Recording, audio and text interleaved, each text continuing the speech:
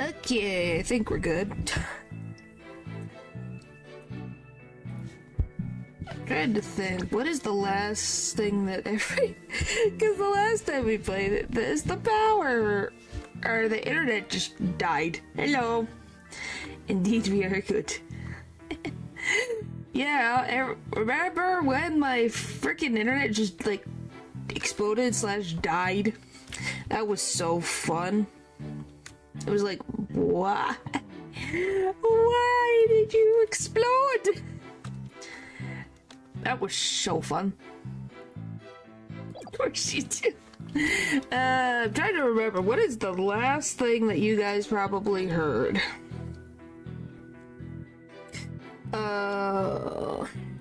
Okay, I guess I'll just look through, okay. That last stream tab. You think I purposely made less stream time? It just died. Okay. Yeah, there's a fingerprint device. Okay. This door in the lounge with the fingerprint lock. Only personnel whose fingerprints are registered can pass through. I see. This is very different from what I had in mind. I'll just read this like catch up. And is there a record of the number of people that passed through that door yesterday? Yes, there were only 3. The defendant, the victim, and the director of the Space Center, Yuri Cosmos. Then doesn't that mean it's possible that the director is the one who did it? Not a chance. He was in the main building when the explosives went off at 9:28. Doing his job directing the launch. There we go. Besides having an alibi, he has no motive for committing this senseless act. And our client does because he has a rocket for a haircut?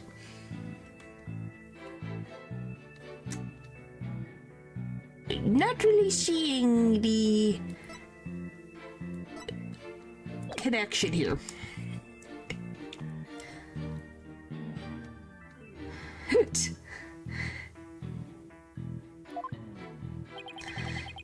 And we're gonna figure out, hopefully we'll figure out today why he has bandage over eye. Well, we know why, because he's trying to stop his bracelet. Unless the judge is oblivious, yeah. But yeah, it's like, why would you, it's your mom's gift to you. Why would you not use it? You're still wearing it. If you don't want this to work, then just take the bracelet off. But you're not going to. So you decide, oh yes, I'm gonna put a bandage over my eyeball. Yeah, that's a point. I guess the director can't be considered a suspect then. I wouldn't say so. Things can happen. A biometric door lock operated by fingerprint recognition. Only the defendant, the victim, and the space director had access.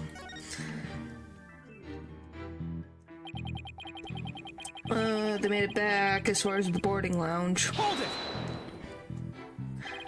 So while it would appear that the pair barely escaped with their lives, in actuality, one of them had already been murdered inside the rocket. That's the angle the prosecution wants to push, correct? You got it. In fact, that's where I've been trying to say this whole time. If the victim had been alive, he would have for sure tried to stop the explosive. Now my question becomes, once again, why would my client drag a dead body with him to the lounge? Wouldn't that make him suspicious? Also, you know, setting the explosives off where he was seems counterintuitive to anything to insane me time. Well, I don't know, maybe Black was gonna do a black backflip while you're gone, I don't know. Anything's possible. Is there any chance Mr. Tarian could have been killed before he boarded the rocket? They were both alive and well at boarding time, and embarked under their own power. You should tell me about it then. Yeah, just imagine Blackwell just doing a backflip. You'd be like, what? Where, why did he backflip? And how? I'd be very impressed. Their hearts full of hope and dreams of space. And then both of their hopes and dreams are dashed. If I may continue my explanation, after the evacuation orders was given, the defendant made his escape, carrying the victim to make it look like a rescue. But after the escape, one of the two was found stabbed to death.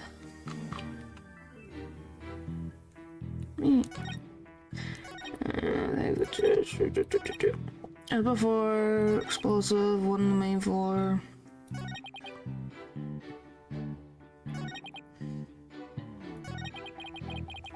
Escape, one of the two was found stabbed to death. You look. I just want... That's it, just stabbed.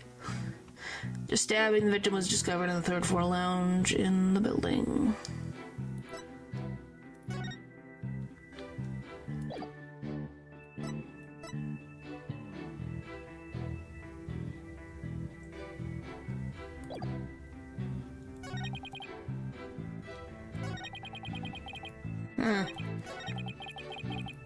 Hold it!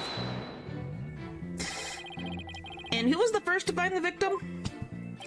Actually, there was two of them. The Space Center Director, Yuri Cosmos, and Detective Candace Arm. It's Candace Arm! It's the lady who got murdered by the crazy dude in case 1! You poor soul. One of them was a detective. Yep, Detective Arm specializes in explosives, you see. She and the director were ordered during the evacuation following the explosions. They were also worried about the astronauts, so they hurried over to the boarding lounge. That's when they discovered the victim along with the defendant. 2 witnesses, huh? And one of them is a detective. I doubt either one would have anything to say that would help me. Apollo, you don't know that. It's like he's trying to give us as little information as possible. Maybe Prosecutor Blackwell got his tongue, okay. Well, don't let that hold you back. Keep pressing until we get what we need.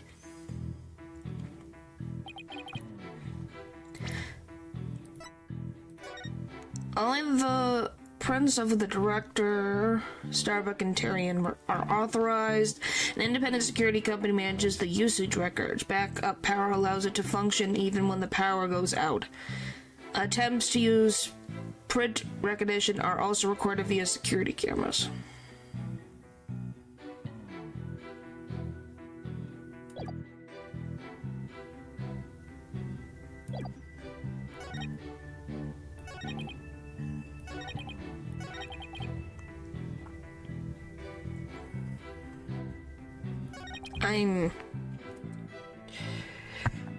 So it has a backup system?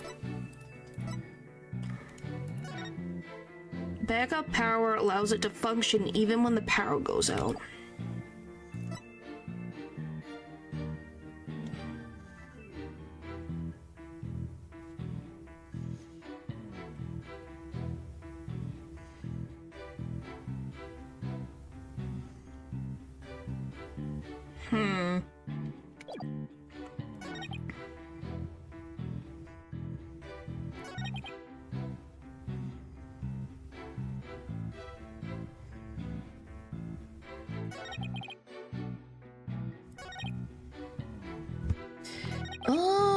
Okay.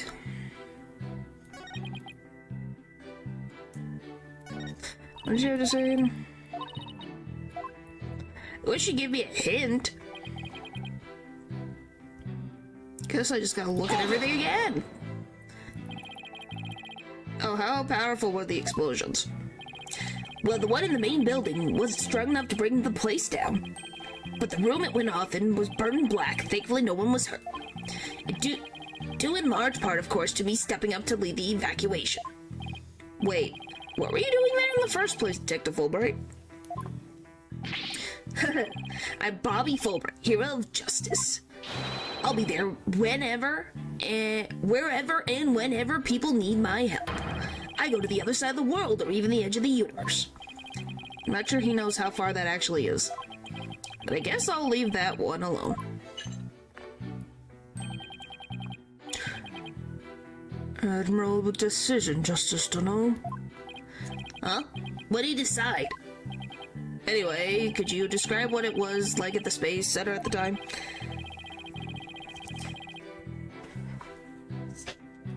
Guess I didn't push this one.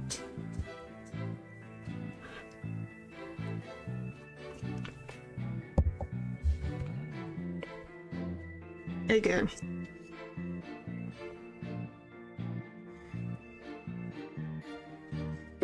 Alright.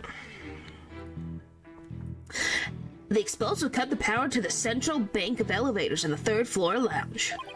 It's pitch black in there, I tell you. However, the security cameras and whatnot were running on emergency backup. How did the evacuation go? I immediately and heroically whisked people down to the Space Center's basement shelter. The basement shelter? Yes, there's an emergency shelter beneath the Space Center. An emergency shelter, huh? Oh, here it is. It's at the bottom of the diagram. Huh. The Space Center's pretty impressive to have its own shelter. Yay!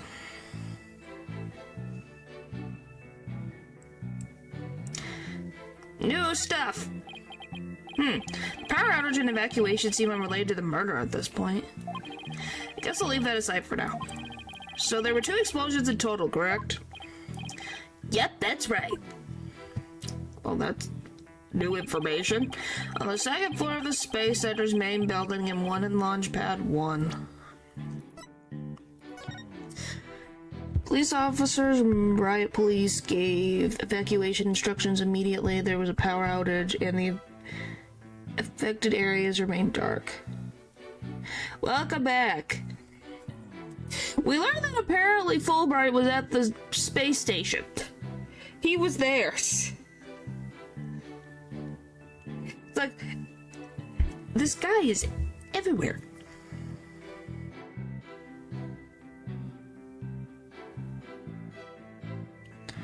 Yeah, the security system switched over to emergency power and continued to work.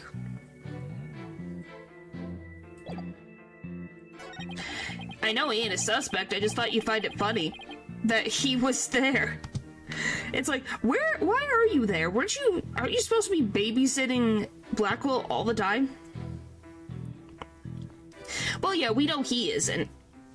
He also helped get people to the evacuation, the shelter in the,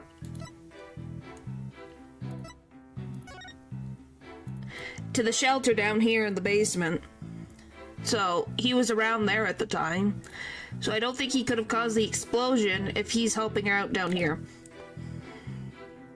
Well, we know, I wouldn't suspect him. I just thought that was interesting that he was there at the time.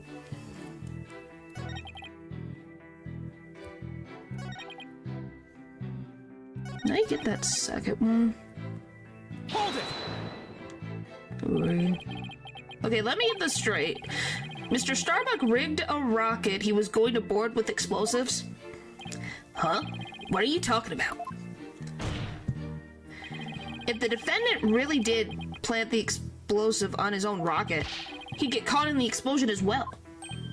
Oh, I hadn't thought of that. See? Fine, a simpleton for a simpleton. Fulbright the motive. Understood. The defendant actually had astrophobia. Astrophobia? What's that? Fear of space, naturally. Just the thought of space can cause the afflicted to freeze up. He wants to go to space, though. Why would you be an astronaut if you're scared of space? That seems counterintuitive. So in his terror, the defendant found a way to stop the launch at the last minute. by planting explosives, got scared, cold feet, made explosive, then stabbed someone that looked up to him. Yes, sounds like a brilliant idea. After almost dying? Maybe. But why would he once again go through with it then? Yeah, but then just resign. Yeah, back again. Hello, pupper. But yeah, it's like, do we really think he would put the lives of his friend, like someone who looked up to him, in danger? That's absurd. Fortunately for you, we have evidence. Take a look at these. What are they? These anti-anxiety tablets were found among the defendant's possessions. Apparently, he was taking them in secret to quell his fears. Well, that's good. You got headphones now for the MP3 player. So, because he has anxiety medication, you think he caused an explosion?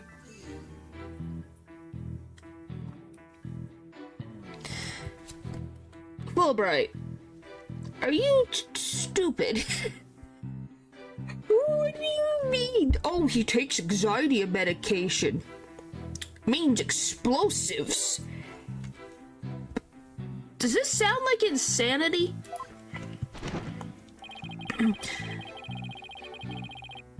Okay, there's the trauma. There we go, we found it. There were a multitude of problems with the rocket Mr. Starbuck rode 7 years ago. Rumor has it threatened to crash a number of times as well. That was, of course, very traumatic for Mr. Starbuck. Objection! But then once again, why would he stay in his career? He would leave.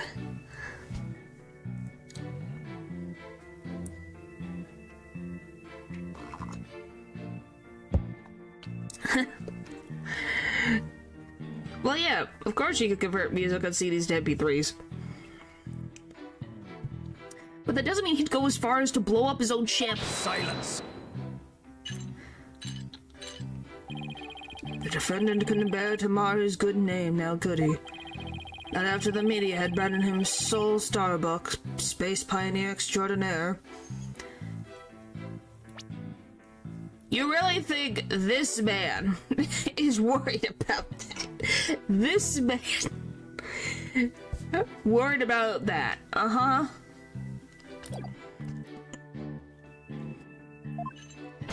Oh boy.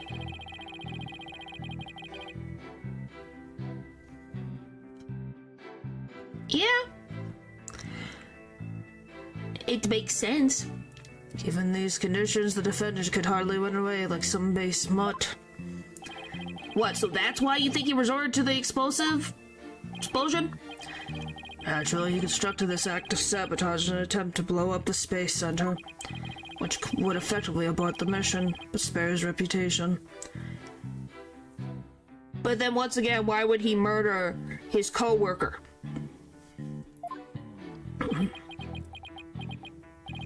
Ugh. Now I'm sure you understand why we have to bring justice down on this atrocious criminal. I think that pretty much covers the details of the case. Only the victim and the defendant were on the launch pad when the former was killed.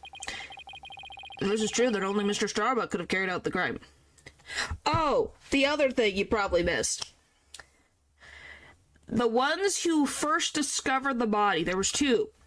One was the president of the Space Center, and the second was Candace Arm. If you remember the murder victim from the first case. Which is very interesting that she was there. Just seems a little strange. Yeah, Candace Arm. Are you gonna make a freaking bread? Anyway, I'm gonna do something real quick. I'm gonna have you guys stare into the judge's blinking stare. I'll be back in just a couple minutes.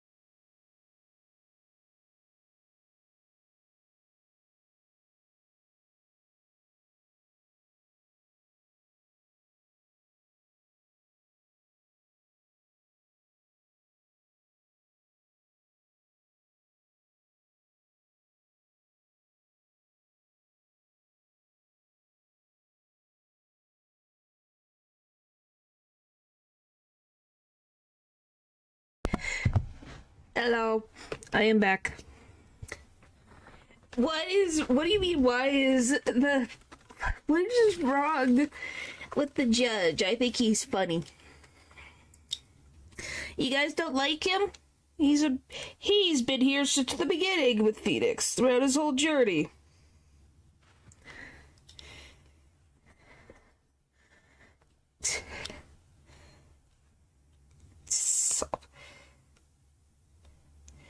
Be weird if he wasn't around.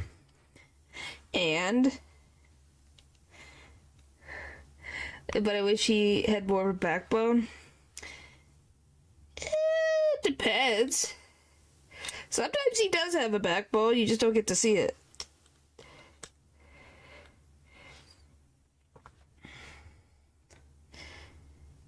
Makes us have a hard time. Yeah. I will not deny that. I will not deny, but he's at least fair. He's too iconic, see? Yeah, imagine without this judge. Sorry, I got something on my glasses.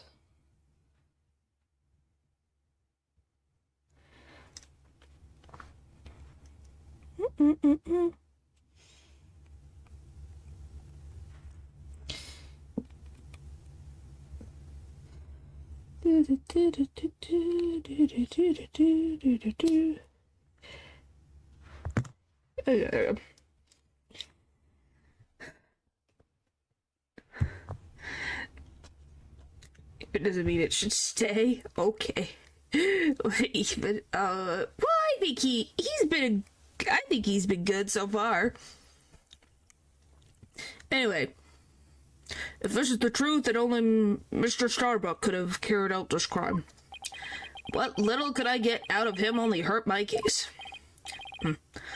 Justice to know, foolish is the warrior who rushes headlong into battle.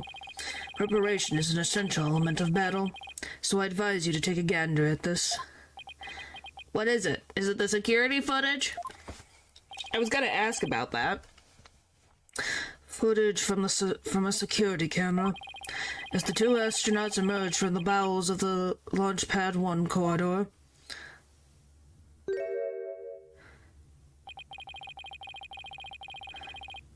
The boarding lounge security camera captured their desperate escape. 50.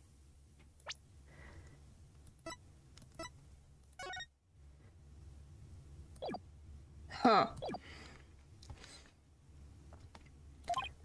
Now I would direct your attention to what the defendant is shouldering, which you can see is none other than the lifeless body of the victim. Well, that's our assumption, yes. What?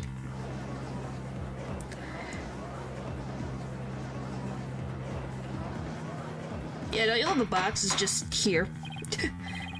Order, I say. This lines up exactly with what the prosecution has been asserting. I should have known Blackwell would have... Wait.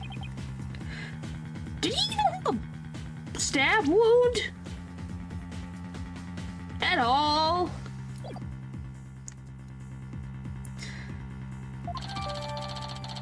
Let me look at that. I need to look at that again. Did he have a stab wound? Hang on, Athena. I need to look at this again. I don't see it. My assumption is this is supposed to be the victim, but I don't see a knife.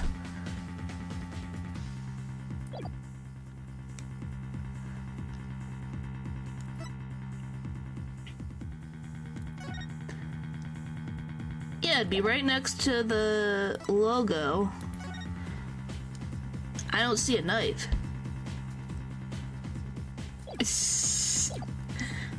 Apollo? How exactly did they determine that Clay was already got in the footage? Ah, I see what you mean. Whether Clay was still alive at that point is pretty crucial.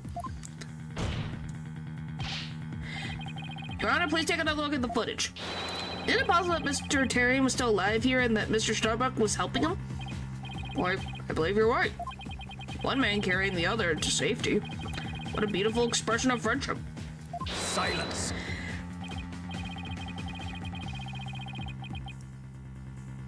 Where's the knife? Where's the knife? It's not in his chest.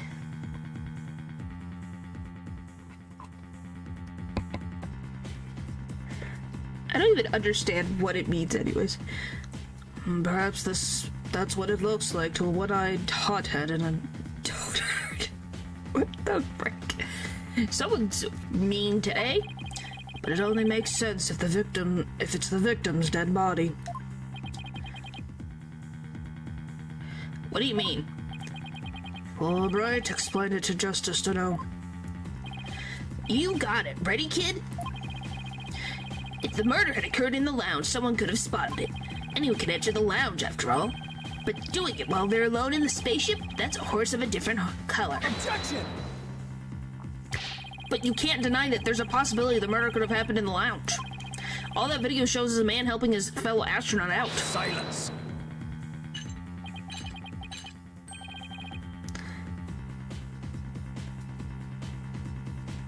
No, I probably still don't get it. I know it's a term used for, like, and it's kind of a term of endearment?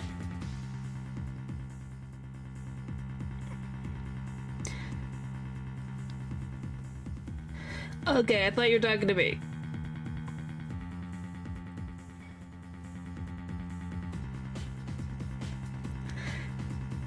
But yeah, I'm like looking at this going, huh. And why is it based on emotion when I'm looking at this freaking image and going, okay.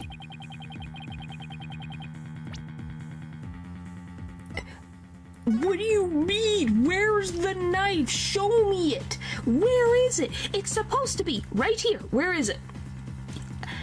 For a thing that has got red markings on it, I would be able to miss it. Please show me where it is.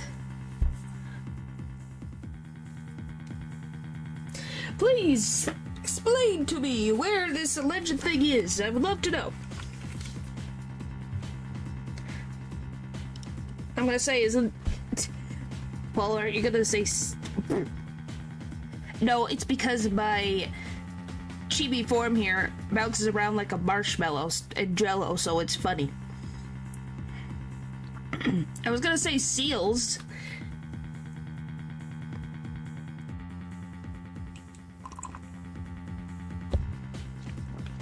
Alright. Anyway. Your assertion is based on emotion. It's based on your belief that Mr. Starbuck would surely help his own disciple.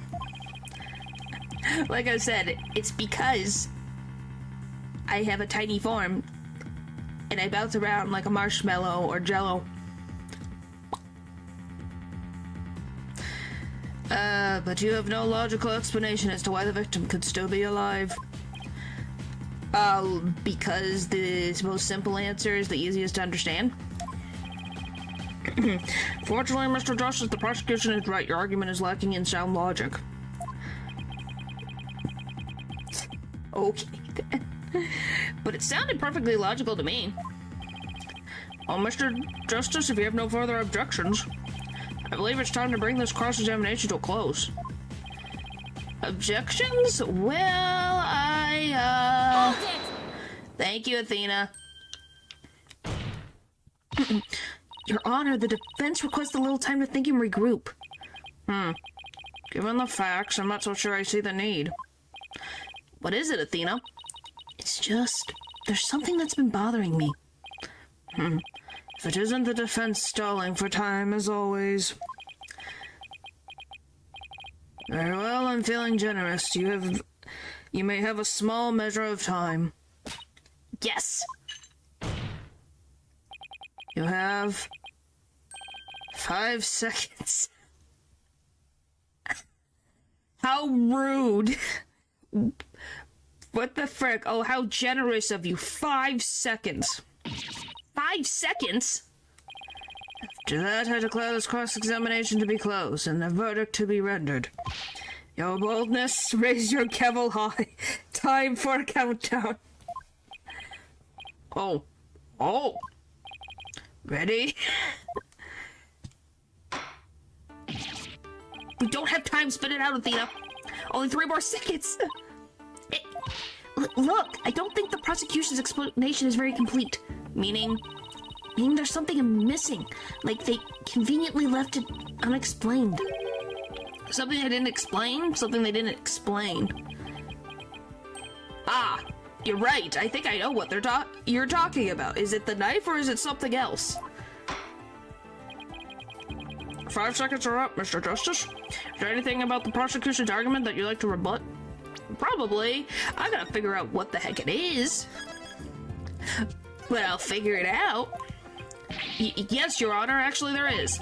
There's something the prosecution has yet to make clear to this court. Well, if you put it that way. What is it that the prosecution has failed to explain? The motive for the murder, why the body was moved. Yeah, why was it moved? They failed to explain why Mr. Starbuck would bother bringing the body back at all. If the defendant wanted to kill the victim, why didn't he just leave his body in the rocket? Why go through the trouble of bringing him all the way back to the boarding lounge? Oh, that's true. I don't think we've heard the prosecution's thoughts on that yet. That's because they have none, Your Honor. Big smile. Welcome back. After all, how does one explain something so illogical?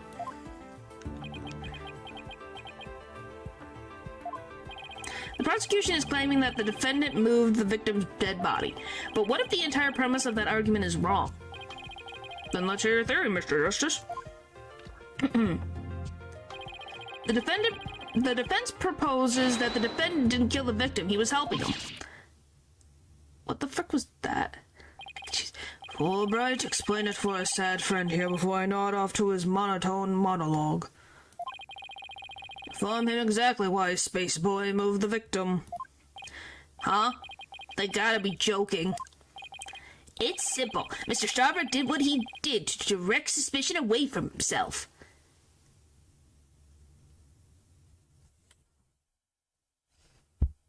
Huh? What do you mean? You really are stupid.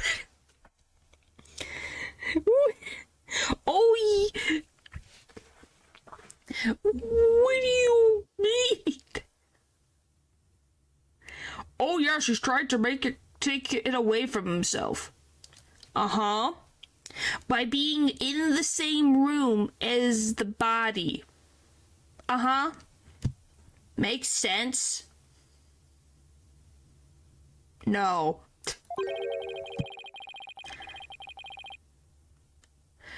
He wanted to create the impression he heroically risked his life to save his partner. That's why he made sure to make it to the security camera so there'd be a record. At the very least, he appeared to have achieved success with you and the old man.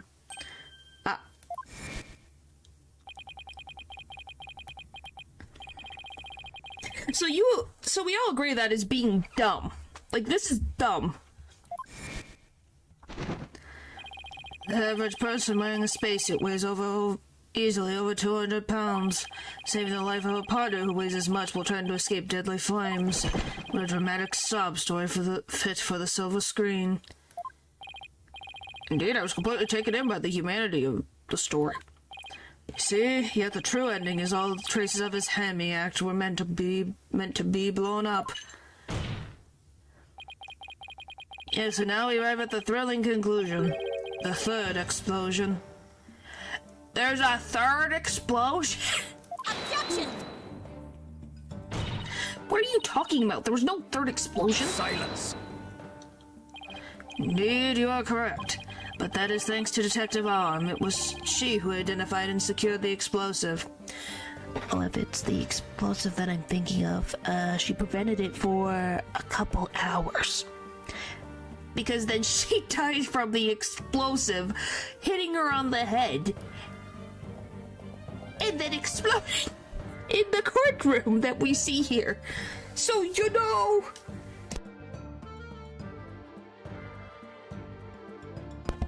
I guess she did her job. But it doesn't change the fact that the third explosive was discovered in the lounge. That steel coffin beside the witness stand, that would be a explosive transport case. We use that to transport the deactivated explosive here. It wasn't deactivated very well. It was found in the lounge, an explosive in the form of a most distasteful toy. Why the frick would that be there? What? Now that we know the context of where this was from, why the heck is Phony Fanny doing frickin' there? Hi, Natural.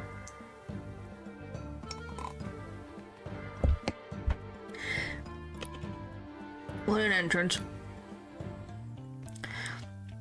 One on the second floor of the main building, one on the launch pad, and one in the lounge. The defendant planned to set off 3 firework displays. Fortunately, the third was discovered before it could be detonated, for it had not. The victim's body and other vital evidence would surely have been imploded. Objection! Can I speak, please? Before you utter a word, know that the evidence supports me. Ugh, it's like he's reading my mind. As it stands, still undergoing forensic investigation, I do not have the evidence on hand. However, know that a particular item was found in one of Mr. Starbuck's pockets.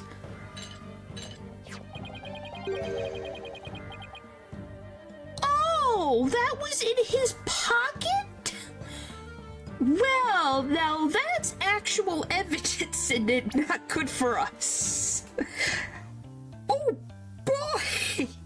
Specifically, an explosive detonation switch. Hello, Eldridge. You found what? And why were we informed of, like, nothing at all? Because Blackwell's a jerk? But now that we know we have the remote, yeah, it makes him look guilty. Okay, I can see now. Now I'm understanding your logic. You were kind of far out in the literal atmosphere. Now you came back to Earth. Good job, buddy. I suspect the defendant had no time to destroy such damning evidence. When the Space Center director and Protective Arm stumbled across the murder, so he thought to hide it in his pocket. Feeble-brained that he is. No, Mr. Starbuck would never do anything like that.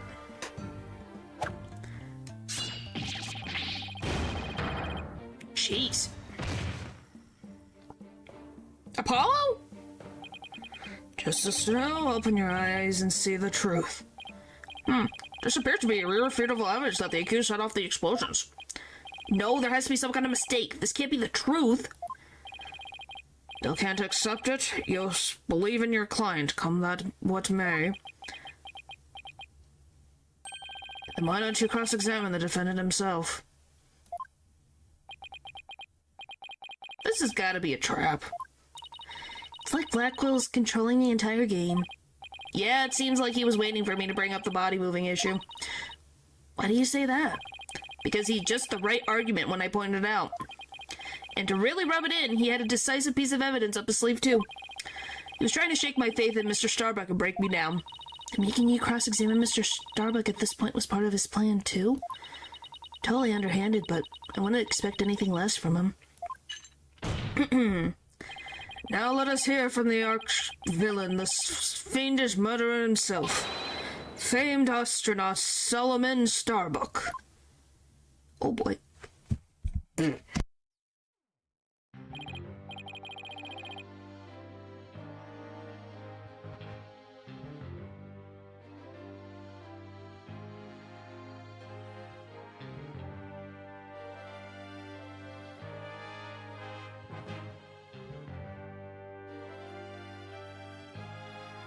Oh boy. Witness your name and occupation, please. Solomon Starbuck, astronaut. How did this happen? Mr. Starbuck, you're not looking very well. Will you be able to give testimony?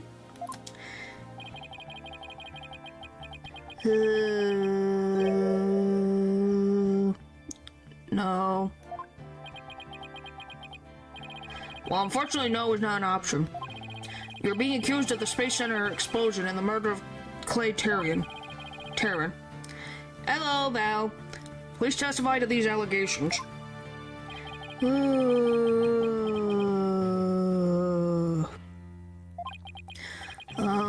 Mind if I take the suit off? It's getting really heavy. Silence. Why didn't they let him take off the suit anyways? It's not the weight of the suit you feel, but of your sins. Prepare to carry that weight for the rest of your life. Banish me to the moon. I don't care anymore. Wow! That was super negative. Is he going to be alright up there? Yes, he does. He'll be fine, I think.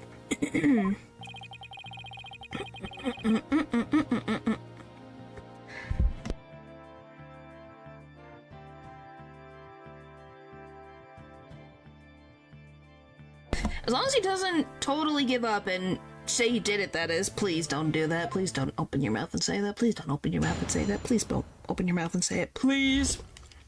Oh, look, you're awake. I didn't kill him. All I did was support Clay over my shoulder and get us out of the rocket. Like always, I took the elevator down to the middle level and headed for the corridor. Clay had passed out by the time we got the order to evacuate. I didn't kill Clay. I was trying to save him. So you're certain you didn't set off the explosives or murder the victim? But I bet you think I'm lying, right? Oh my gosh. Val, your brain has been fried. Golly. The epitome of depression. Yes, he fits it very well. I deserve all the judgment until after I've heard your full testimony. Sure you don't believe me. Well, a certain someone just would make the chat full of a whole song. What do you mean? Of course most people would know what that reference is. In the case of Dual Destinies in Spirit. Well, like I said, I know nothing from this. For this whole case, I know nothing.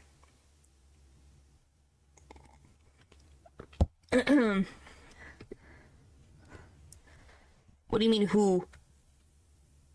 Who? You?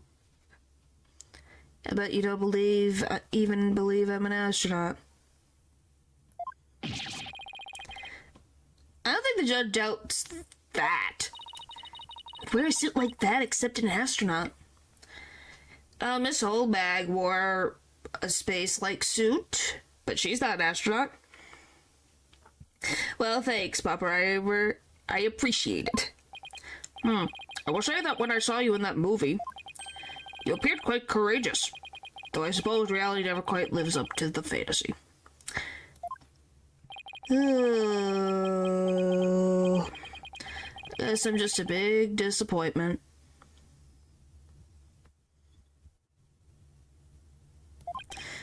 I really don't care what happens anymore. Oh no, he's completely given up.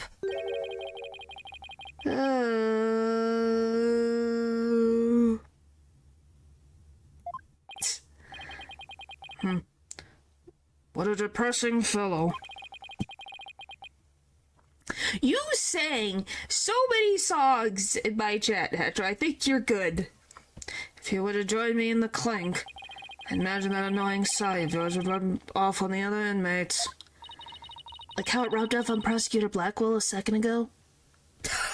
That was him? No. I did not. Huh? That was Blackwell sighing? Mr. Starbuck's testimony contains a glaring contradiction. The question is, what does it mean? Even if Mr. Starbuck is my client, I can't be gun shy now. It's time to find the truth. Okay, what was the contradiction? I don't even know. All I did was support Clay over my shoulder and get us out of the rocket. Like always, I took the elevator down to the middle level and headed for the corridor. Yeah, how could you take the I guess my question becomes, isn't the power out? Yes, Matthew?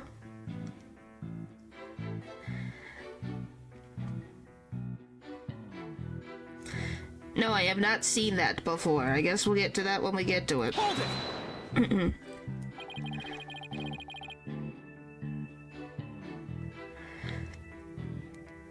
Is that the elevator inside the launch pad area? That's right, we always use it to get to and from the cockpit. That makes sense, so he's just using a route he's always used. Always used. Despite the fact that there had just been an explosion? Huh? I think Mr. Starbuck is hiding something. Something pretty big.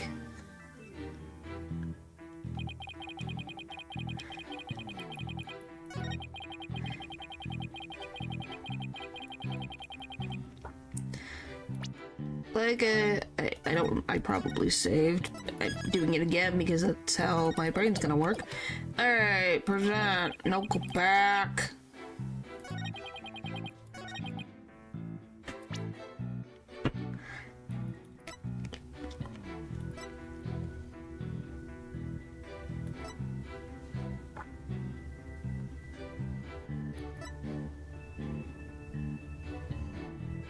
Objection! Nope, that's not it.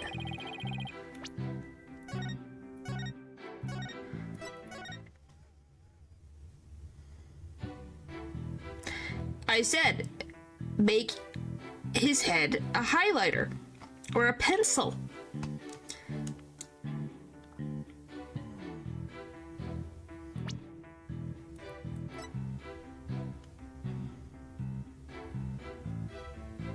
Oh, those. Objection! There you go. The other one. Mr. Starbuck, I need your testimony to be as accurate as possible. Was it not being accurate? No, because it's impossible for you to have taken the elevator down to the middle level. What makes you say that, Mr. Justice? You didn't notice he looked like a pencil?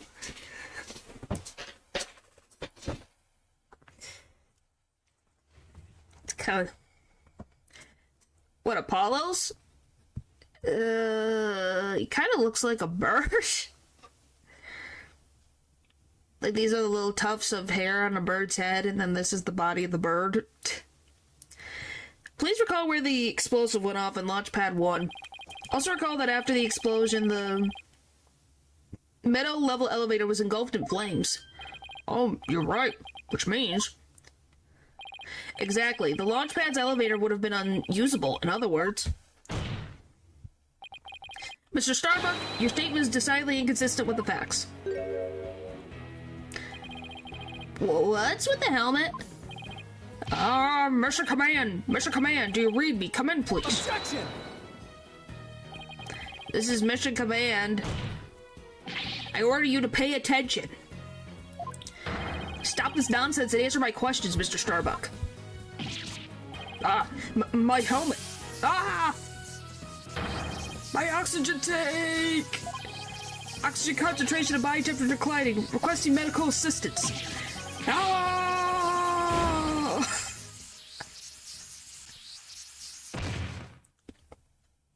You're on Earth. You're fine. Mr. Starbuck, we're not in space right now. Please stop pretending you have lost consciousness and stand back up. I apologize, Your Honor. God, I was still on Earth. I feel like we all just got a real glimpse of Solomon Starbuck the astronaut. Yes, it is. That's completely like, oh my gosh.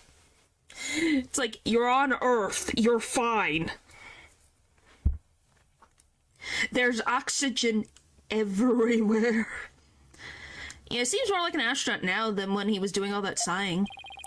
Mr. Starbuck, could you please explain the inconsistency in your statement about how you used the middle level elevator?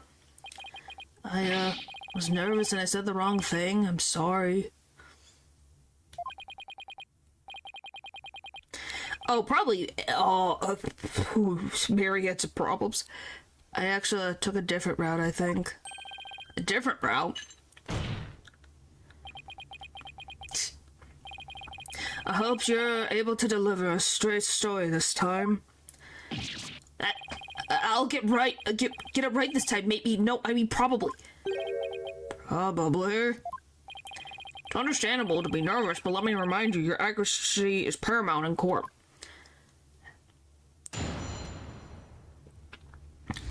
My escape route. Please be correct this time. Let's see, my escape route. What I said before was a mistake. I remember now. I took a different route. Maybe, probably, with the capsule and claim my arms, I made my way down from the upper level. So you're saying you escaped without using the elevator? That's right, there's a ladder that spans the upper and middle levels. I used that ladder to get to the middle level. How the frick did you tie clay to your shoulders? Look, he's a nerd. Oh, that's funny.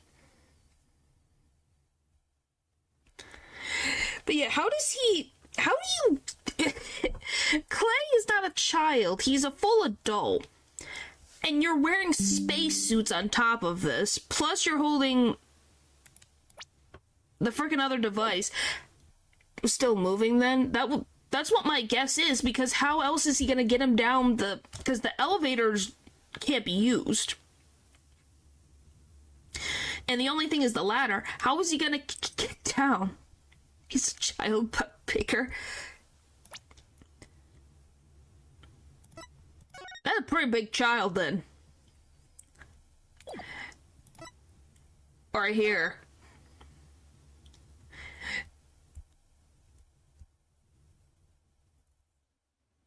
Okay, explain the difference, please, then. The point is, this would be very difficult to accomplish. Luckily, the fire hadn't reached the ladder, so we could make our escape that way. Yes, everyone pretty much is big children. You're too tired for explanations right now. And the capsule you mentioned, I suppose you mean the thing next to Mr. Terran here? Was the capsule that important that you'd risk your life to take it with you? It almost goes without saying, but yeah, the capsule contains asteroid samples. Therefore, it's invaluable as research material.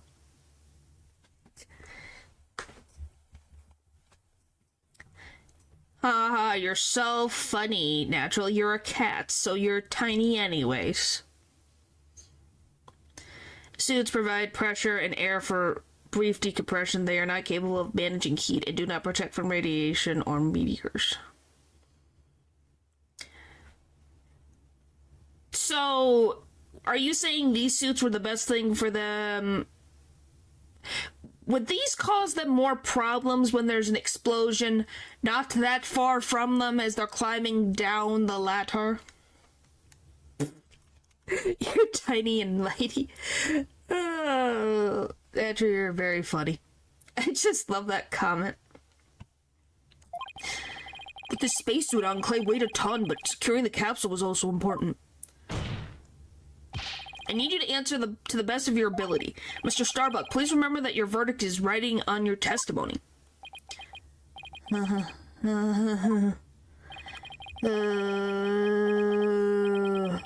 I am guilty after all. I wonder if you could see the stars in prison, but it's more comfortable than a spaceship.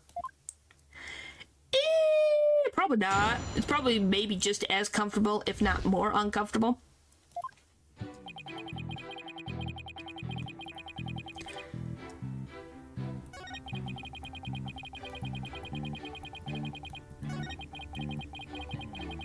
This I want to look at more. Hold it! Suits are designed for use inside a spacecraft and lack most of the hardware needed for space. So the point is, it makes sense that they were wearing it at the time when they were going to go into the spaceship to go out into space. The upper levels of the launch pad area? That's right, that's what I said, isn't it? Granted, the route does exist. So to recap, you had clay over your right shoulder and the capsule in your left hand. What is happening? Okay, can we not... Why am I getting the frickin' flack over here? Jeez.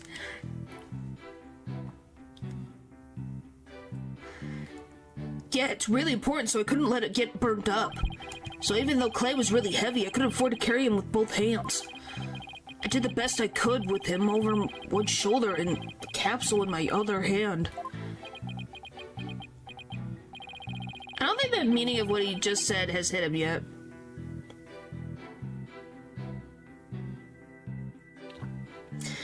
Rude. You know what you have to do with that statement? Justice to know? Yes, I know. Well, I've come this far, no turning back now. It's time to present some evidence. So, Mr. Starbug escaped with clay in the capsule, which means... It's just like in the footage. I could see why he couldn't run, though. He must have weighed over 200 pounds just by himself. Yeah, and he had to support Clay, who was another 200 pounds. Plus, he had to ensure the safety of the capsule. I don't think I could have even walked under those circumstances.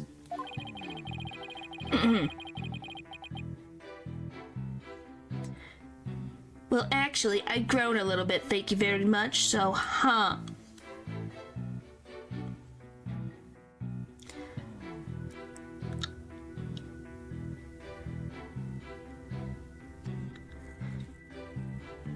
Yes, I did. Yes, I grew.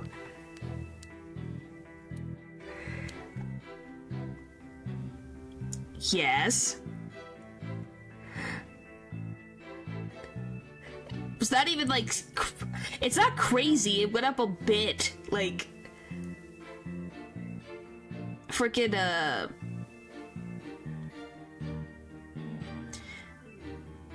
It's literally nothing crazy. Like, a little bit.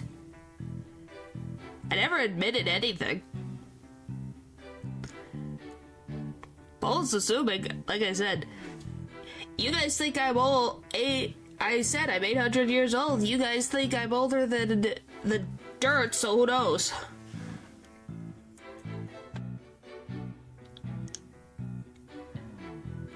Couples written in the ceiling? What does that mean? You guys act like I'm as old as heck, and you're like, you could still grow?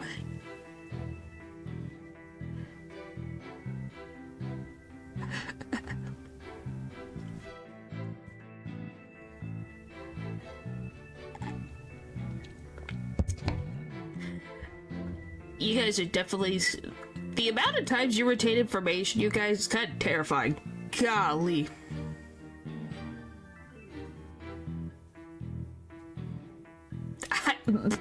What do you mean, dork?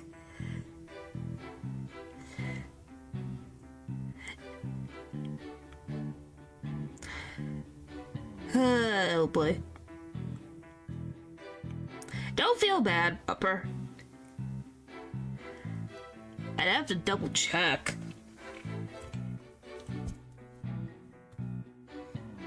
It's not taking notes. It was like I said, I swear it was slight growth. Like, not even... I even said it because it was funny of like, oh, it was a slight growth of a slight growth, man. Like, very minuscule growth. You guys act like it was the freaking craziest thing you've ever heard, and I find that funny.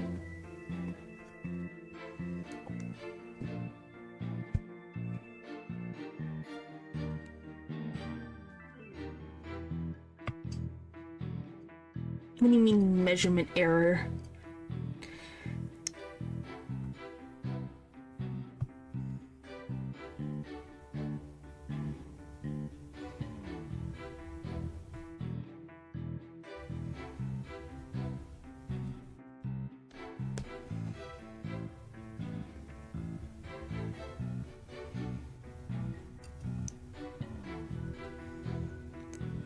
And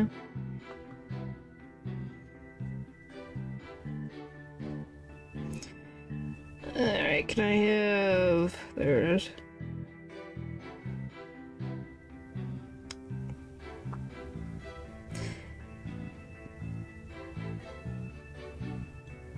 Well, if you're saying... I never said I towered pupper. I said... Do you... Okay, do you want me to... I will type it out exactly how it is. Okay? Exactly how it is. Alright? So my face is gonna make random expressions, okay?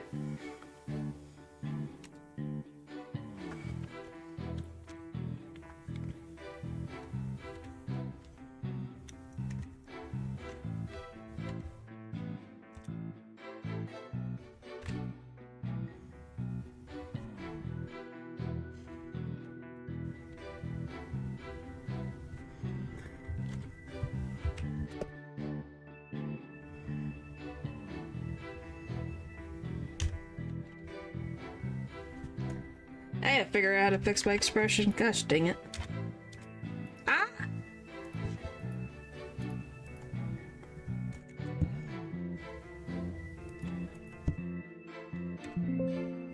Okay, that's fixed. Now the next Nope. Nope. How do I fix it? I'm stuck. There we go.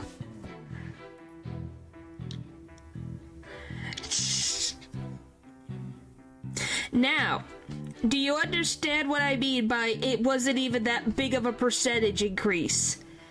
Does it make sense now?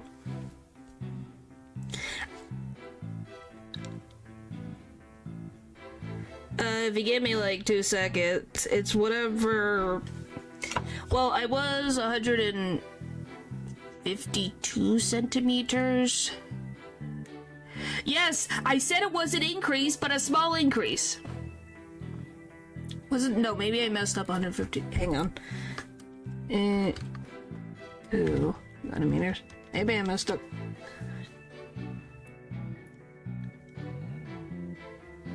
Yeah, I never said I was super tall. But I said it was a slight increase. You guys acted like I was saying I grew like 50 feet.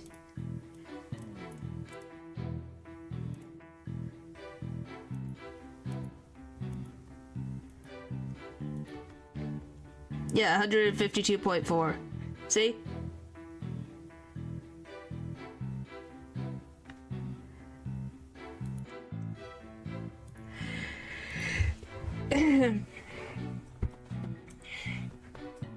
Species, baby. Hey, like I said, you guys acted like I was growing crazy. It was a slight increase. Well, it could be different things.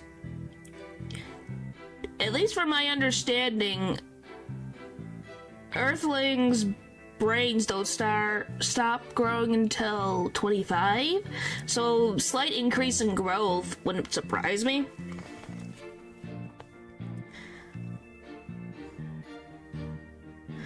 Like I said, it was a slight growth spurt.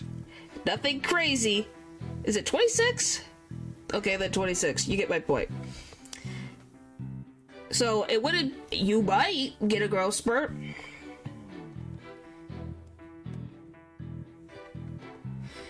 Human body stop growing. The 0.4% is the growth for my height. They use to bring fishes, baking berries a lot.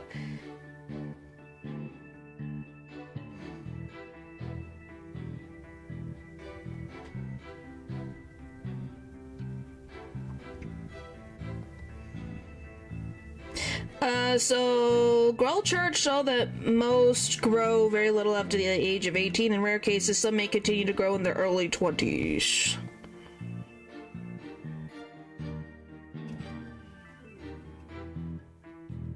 So slight.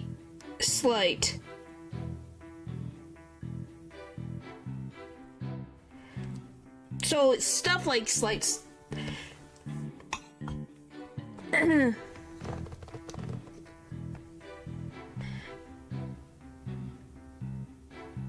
Like I said, it's like not even a crazy amount. Yeah, usually, and if it's slight, I don't think you can measure human height that precisely. I don't know. I'm just saying. Who knows? Earth technology might be off. I don't know.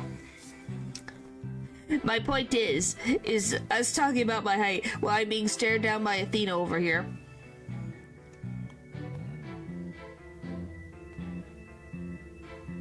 That's still a big growth. Nonetheless, some people don't even get that.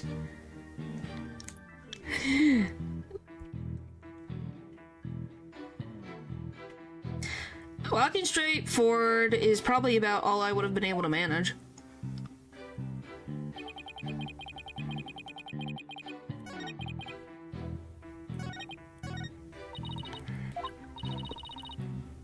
No, I probably missed it.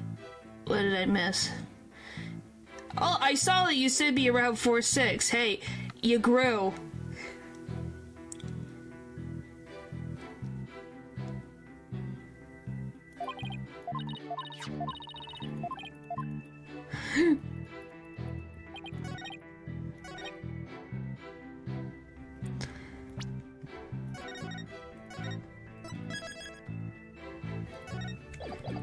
Well, maybe you would have grown. You don't really know. Anything could happen.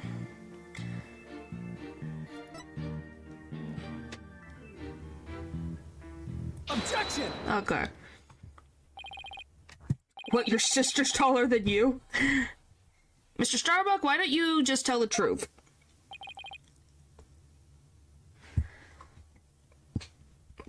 The truth? But, let's see. The Earth is blue? No, that's not right. So, I guess the Earth isn't blue? Yeah, that's it. Are you okay? What in the world? The truth, Mr. Starbuck. The oxygen concentration is super low in this area. Prepare the emergency oxygen tanks.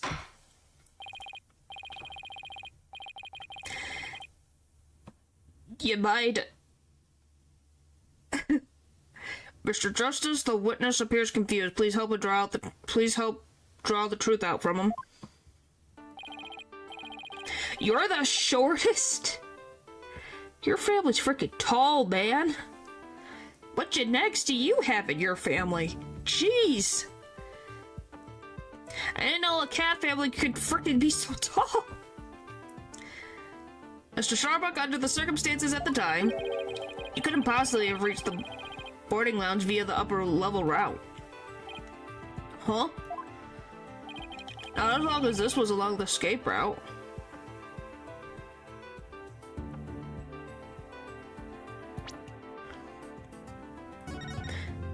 Oh, I meant out of siblings I'm taller than. Okay.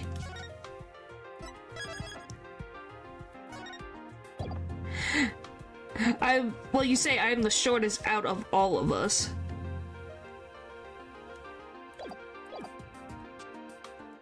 If I was both French. That's not, you have no idea. That might not always happen.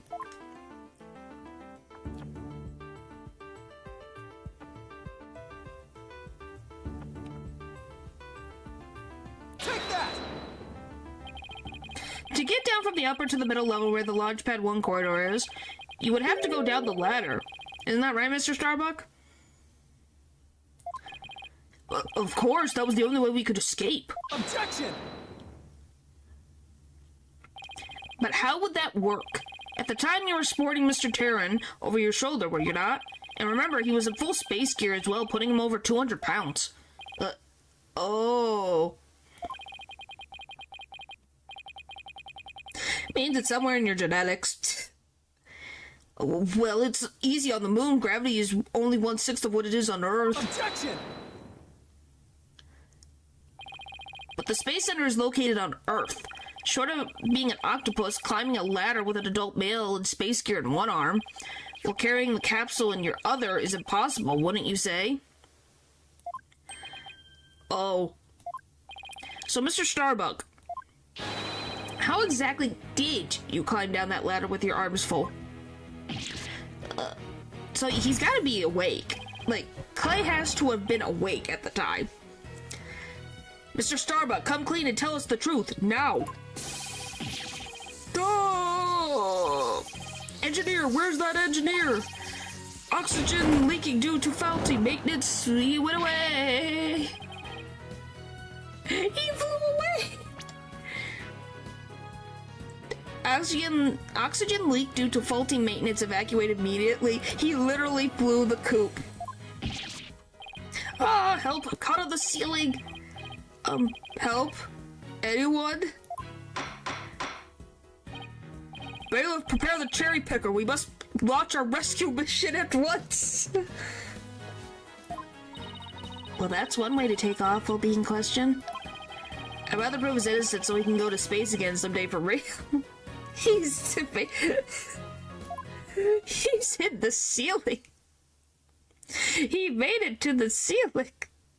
That's amazing. Now then, Mr. Starbuck, do you think you can keep your feet planted on the ground? Yes, I apologize for losing control. Are you ready to tell us the truth? Not that. Anything but that. What is going on? This isn't the Mr. Starbuck I know. It appears Space Boy is prone to deception. Witness? Yikes. Yes? I thought your story odd, but perhaps the inconsistencies can be explained as the result of a medical side effect.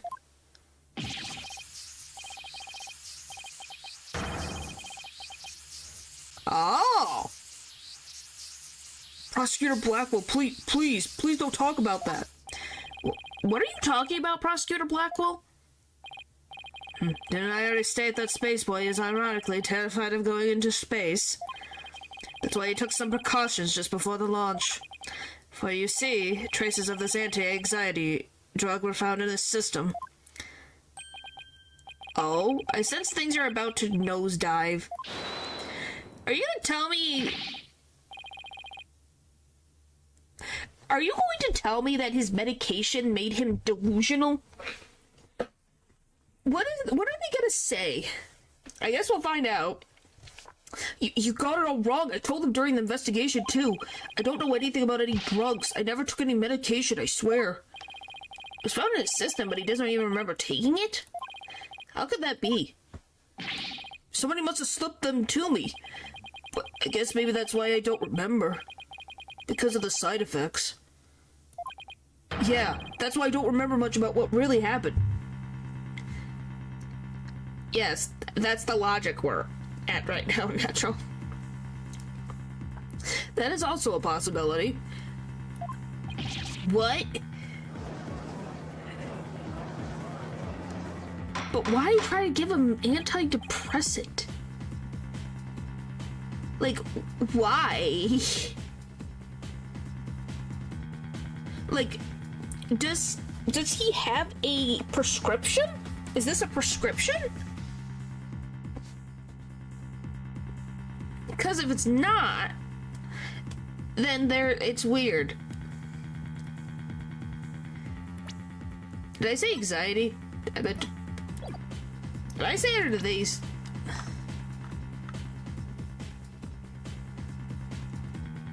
Anti-anxiety, right there. Okay, I thought they said depression. Whatever. The anxiety point is, he wasn't given. Was he given a prescription? Well, I think it depends on the individual. But from my understanding, they seem to work.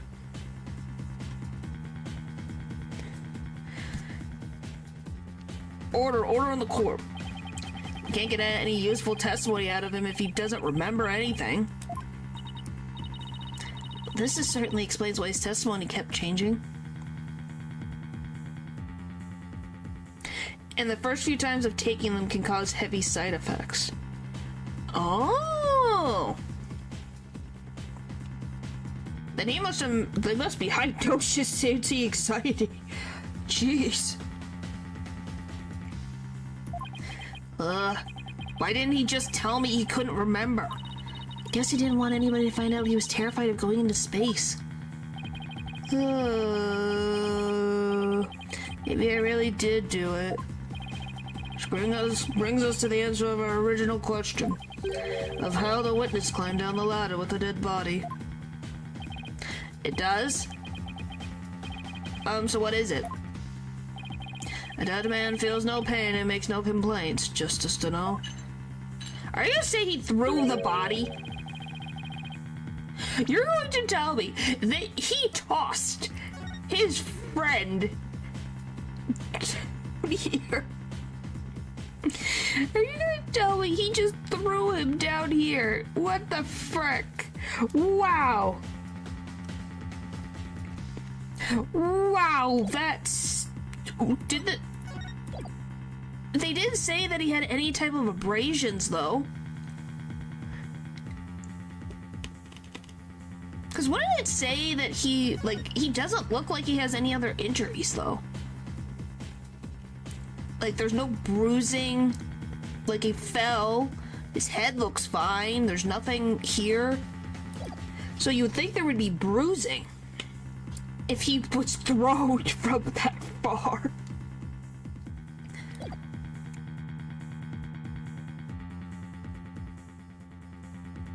In full sense respect, it is. I respect him. The point is, I wonder, were they even up here or were they down here? Because if they were both down here, then him dragging his friend over to the lounge makes sense. It's them being up here that's the problem, because you can't use this because this is on fire.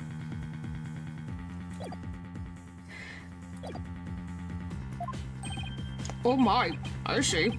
And then the defendant could climb down with his free hand? Objection! Drop the body down? Who could do such a disrespectful thing?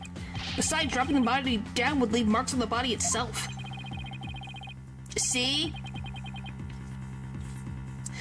So you are capable of quick thinking. Yes, you are correct. Really? Oh, thanks? Apollo, that's not a good sign. Huh? What's this? It's the oxygen tank from the victim's spacesuit. It's ruptured, and I'm sure you can figure out why. You can't be implying a rupture when the defendant dropped the victim's body. And he still didn't get injuries in the back?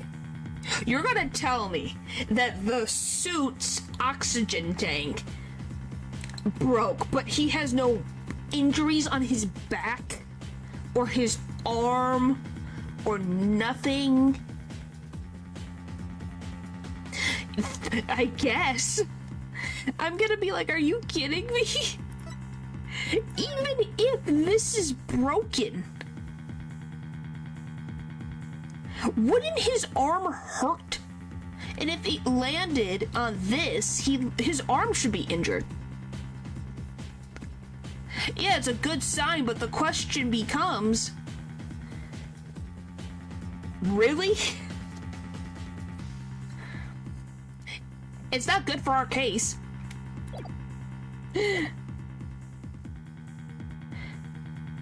You can't be applying it ruptured when the defendant dropped the victim's body.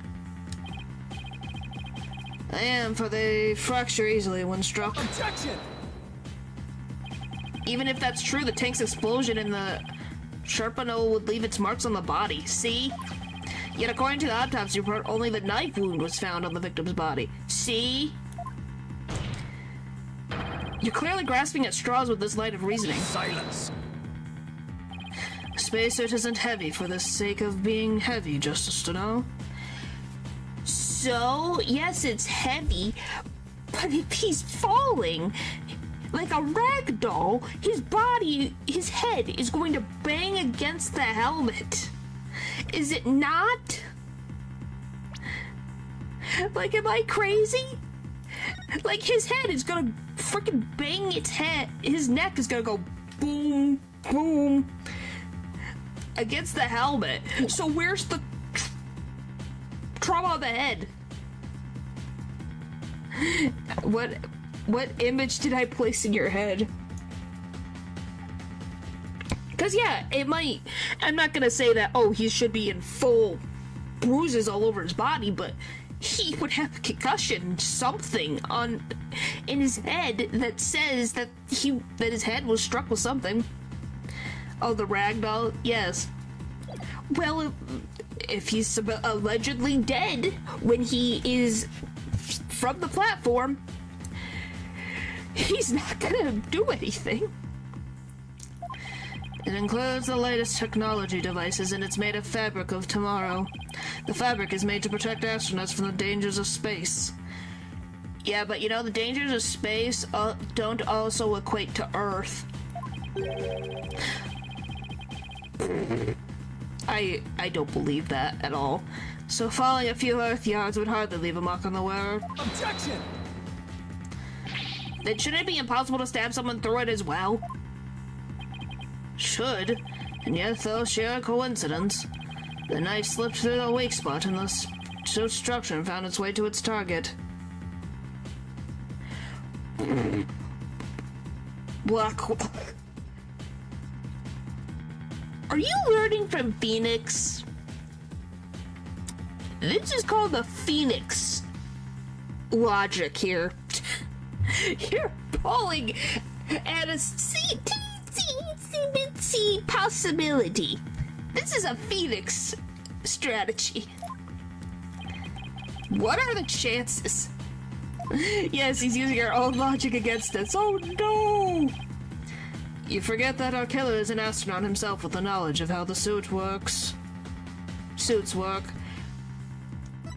Once again, explosions. He stabbed a man pretty deeply, if we are to believe this.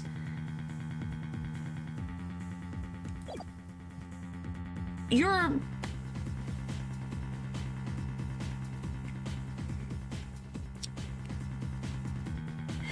Yeah, that would be dumb, wouldn't it? Wouldn't you go for... And also, just a tiny knife. Not even, like, a giant weapon. It's a tiny knife. Ugh, he's got me there. And now my argument has been proven. Space Boy killed the victim in the rocket and then dropped his body from the upper level. After climbing down, he showed at the body and made sure the camera recorded them. Well, here's the thing. It's a blackout. Yeah, everything works, but it's a blackout.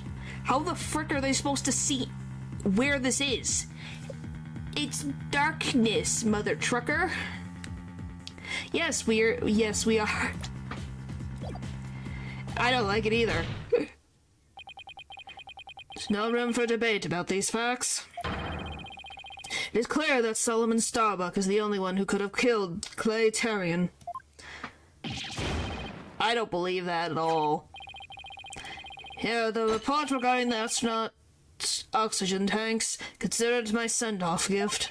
Feel free to use it as payment across this river Styx.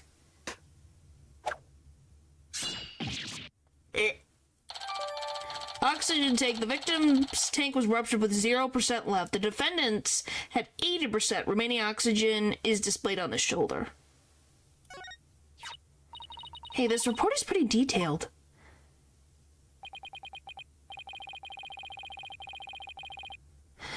The display on the astronaut's left shoulder shows the remaining the oxygen remaining. After the incident, the victim's tank was ruptured 0%.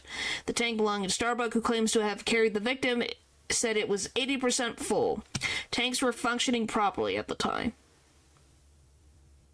Think of that, I guess. I guess that means these glowing cyan signals, but it's 80. He's got 50. Wait a minute. I just thought of something.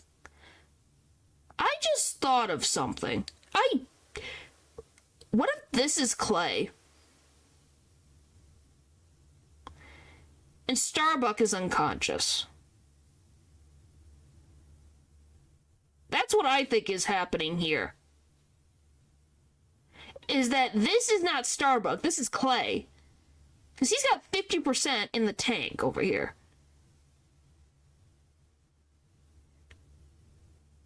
all of a sudden, I'm like, it's gotta be him then.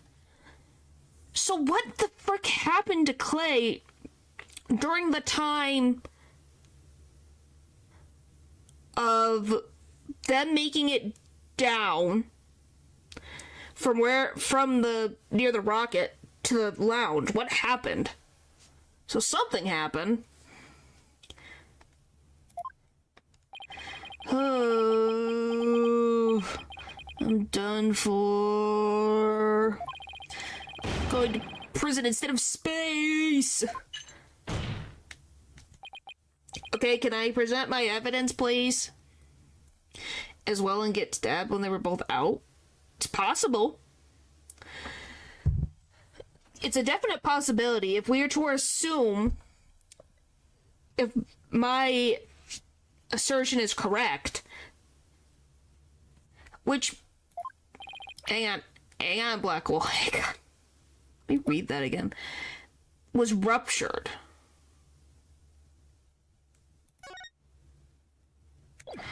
So, my question becomes, does that mean he was hit? Maybe he was hit. Like someone tried to hit him and it hit the tank? This is just a guess. Like I said, I have no idea. Space boy. Yes? Take heart. The bejeweled night sky is still beautiful even when viewed through bars. You mean the stars are seen from prison? That's right, your cell will be your spaceship. Picture the view through the iron bars. It's like being an astronaut in your own craft for all time. That's not half bad thought. No, that's a very bad thought. Mr. Starbuck, Prosecutor Blackwell got in good. Spaceship prison cell, flying me, my guilt, and my despair into the deepest, darkest space. And then, let's get sucked into a black hole together. You are out of your freaking mind. Objection! Mr. Starbuck, you can't give up hope. Oh, yes, Apollo. You know Clay really looked up to you. He said you are an incredible man.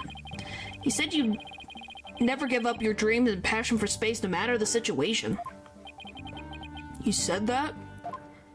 So don't give up now and help me prove your innocence. For the sake of the man who's respected you and believed in you, Clay Terran. Clay. You're wasting your breath. Rah! Rah! Ah! Golly. Oh, I think he's back in the driver's seat.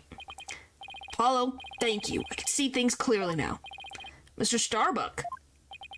I'm fine now. Thanks for reminding me of my life's mission. Right. We'll both be fine. I'll prove you're innocent. You'll see. After that, we'll get you back into space. Rah! You ignited the booster rockets of my soul! I'm on fire! I am Solomon Starbuck, astronaut, and a cosmic hero chosen by the universe itself. This is no time to be whimpering and crying. I can't let you and Clay down. Boulder Dash. The sun, the moon, all of space is calling me. Solomon Soul Starbuck. That's a freaking weird angle. Jeez. Ready for launch. Begin the countdown. 5, 4, 3, 2, 1. Lift off!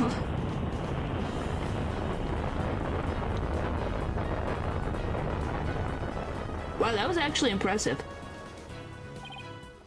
Did you see that? He actually floated. Wow. I feel like I've witnessed an actual rocket launch. Apollo, you did it. You broke Prosecutor Blackwell's grip over Mr. Starbuck. I can't take the credit. It was all Mr. Starbuck. He pulled himself through. I think he's just a passionate. Hey, we dealt with Robin Newman. She was very passionate. You simpletons are done massaging each other's egos. No matter how positive your mood, my Ventus remains unshakable. I have but to wait for the final guilty verdict. Passionate, yes. Is that right, your boldness? Caleb, up now. I have to stop Blackwell. I have to see this through. Mr. Starbuck just has to make it back into space. Aww, that's a cute photo. I won't let Clay's dream to remain unfulfilled. I've got to destroy Blackwell's argument somehow. Think, Justice, think. If only people at Launchpad 1 were Clay and Mr. Starbuck. If the only people at If the only people at Launchpad 1 were Clay and Mr. Starbuck, and if Clay was already dead by the time the footage was taken, then the only person who could have killed him is Mr. Starbuck. So the only way to counter Blackwell's argument is if I can prove that Clay was still alive when they arrived at the boarding lounge. In which case I should be able to find some contradiction in the evidence itself. Now let's see about this data that we just received. This is supposedly proves that Mr. Starbuck dropped Clay's body in Launchpad 1. But if I'm going to prove that false, then there must be something I can use here.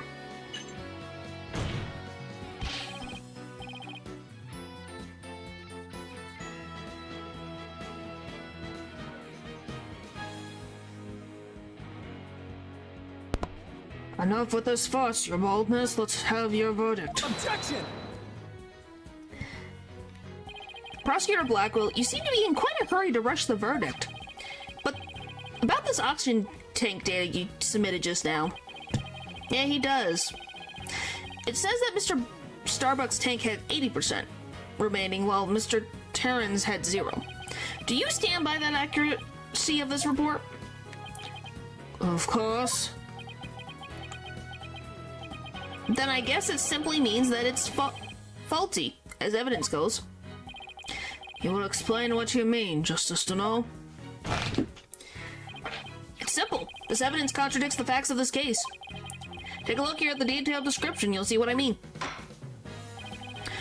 Hope we have some evidence, Mr. Justice, but I don't see what's so contradictory. Yes, Your Honor, right away. This is the evidence that the oxygen tank report stands in contradiction to. Take that! And how does this evidence present a contradiction? The problem is this part here. You guys can see that, right? Yeah, I was like, I don't think I blocked it. Take that! Note the remaining oxygen in Mr. Starbuck's tank as he carries Mr. Terrian. It appears to say 50. Yes, but according to the data, our client's tank has 80% remaining. The oxygen in the tank increased? Your cat ripped up your pillow? Your pillows? I'm sorry, Eldridge. Are they salvageable?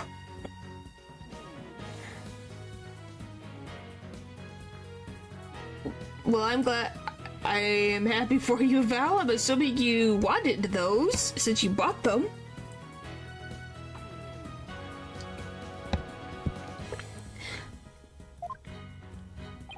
I see Your Honor finds it strange as I do. Nothing a few threads can't fix. Okay, well that's good. It's bad enough that there's a contradiction, but the increase in oxygen is illogical. Oh my, you're absolutely right. What is going on here? Silence! I too find it odd that the oxygen remaining has increased. It would be odd as if my rations were to increase. But what does that prove? Actually, a lot. Well, that's good. I'm glad. Doesn't change the fact that it is the defendant carrying the victim's corpse. Objection! Nope. I'm gonna bet you don't get more rations because you don't abide by the rules. Either way, the oxygen remaining should increase just as your rations don't increase. Well, that can do it is handy. Yes, it is. It's very handy to be able to sew. Yes, he thinks he's very tough. Therefore, this new information is critical. We can't overlook it. Silence! Let me finish talking! In that case, do you have an answer to this riddle of this mysteriously increasing oxygen? You better not disappoint, or I'll declare the inconsistency as a mere equipment malfunction.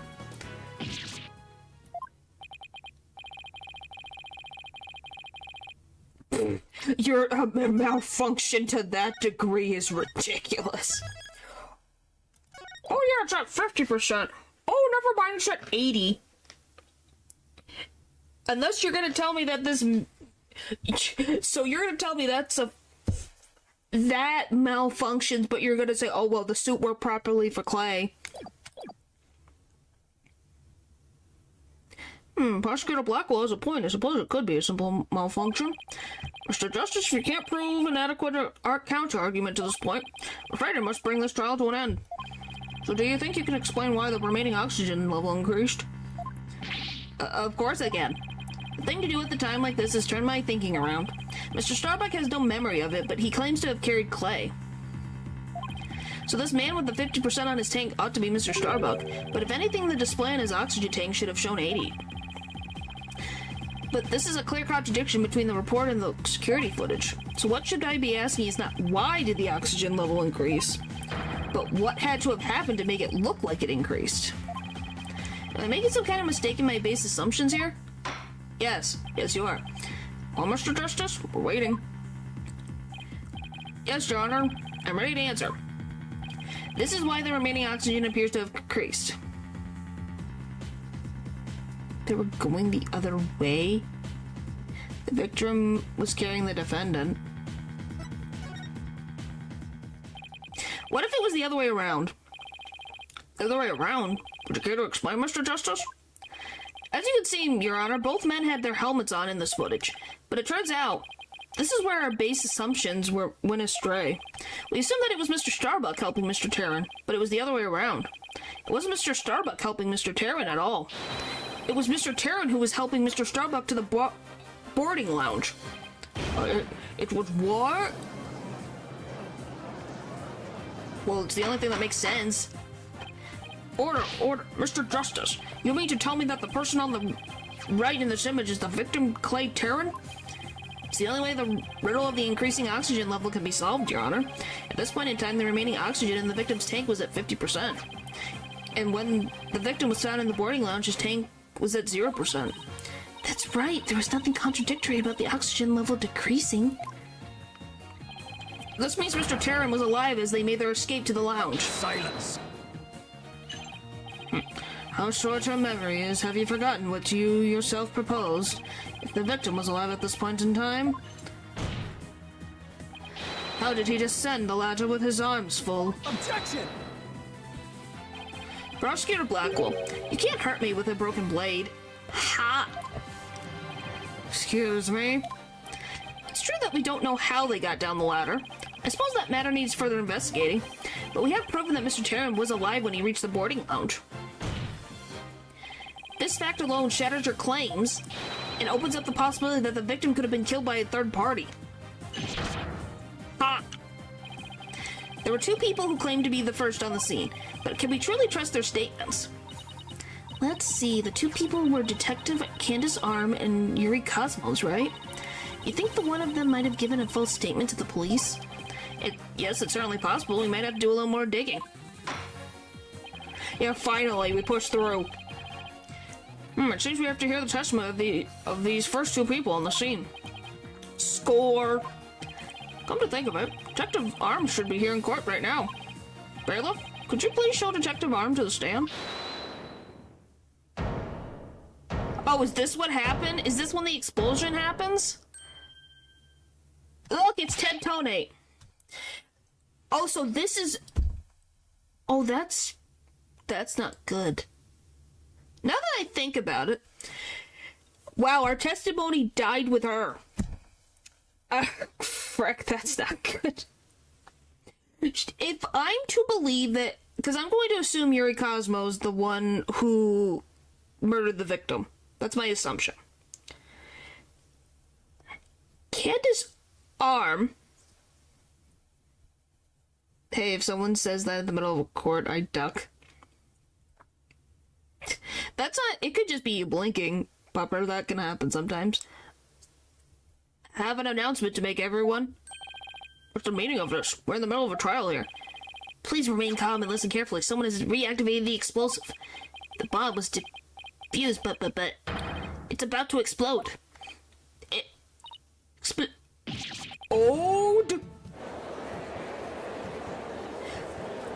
Run! Explosive now? Everybody run! Eek! I don't want to die. Oh no, everybody's panicking. Well, technically she is here. She's right there in the frickin' Silence. thing. Headless chickens with a death wish, the lot of you calm yourselves, all for all else. Come on, Apollo, let's get out of here. But what about Mr. Starbuck's dream? And who will carry out Clay's final wish? I don't care what happens to me. I'm not letting some explosive blow the truth up forever. I refuse to let things end here. Apollo, this is no time to be dramatic. If you don't get out of here now, we're gonna die. Come on, this way. Hey, ouch, let me go. Okay, Apollo, you need to chill. Apollo? Juniper? She hasn't evacuated yet? Eek. Juniper, are you alright? Apollo, no, not that way. Eesh. Ow. Because he did save her. They got injured. Badly. To be continued. When we get dumb. Yes. Right now. I think he's just, like I said last time, he can't handle his own grief. He doesn't want to deal with it, so he wants to focus on the trial, and now it's being taken away from him.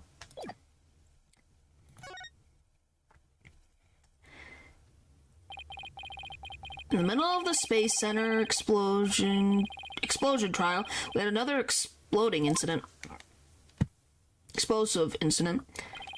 This one destroyed courtroom number 4. Furthermore, Apollo suffered massive injuries from being there when the explosion went off. He's lucky to be alive. Unfortunately, Juniper Woods was fingered as the courtroom caused the explosion. Athena and I knew she had to be innocent, so we took her case on. It's been a while since we played Phoenix. I don't think we played Phoenix since case 1. Now that I think about it.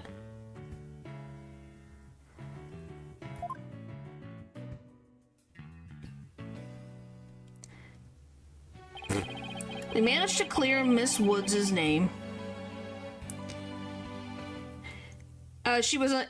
Yes. You have to remember, this was the first trial was about the courtroom explosion.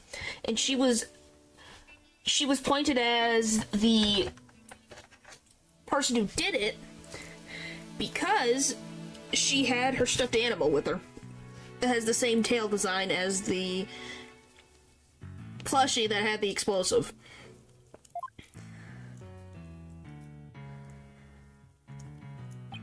Oh, now... Oh, this explains everything now. The jacket's Clay's. I was trying to figure out what this jacket was. This is Clay's jacket, isn't it?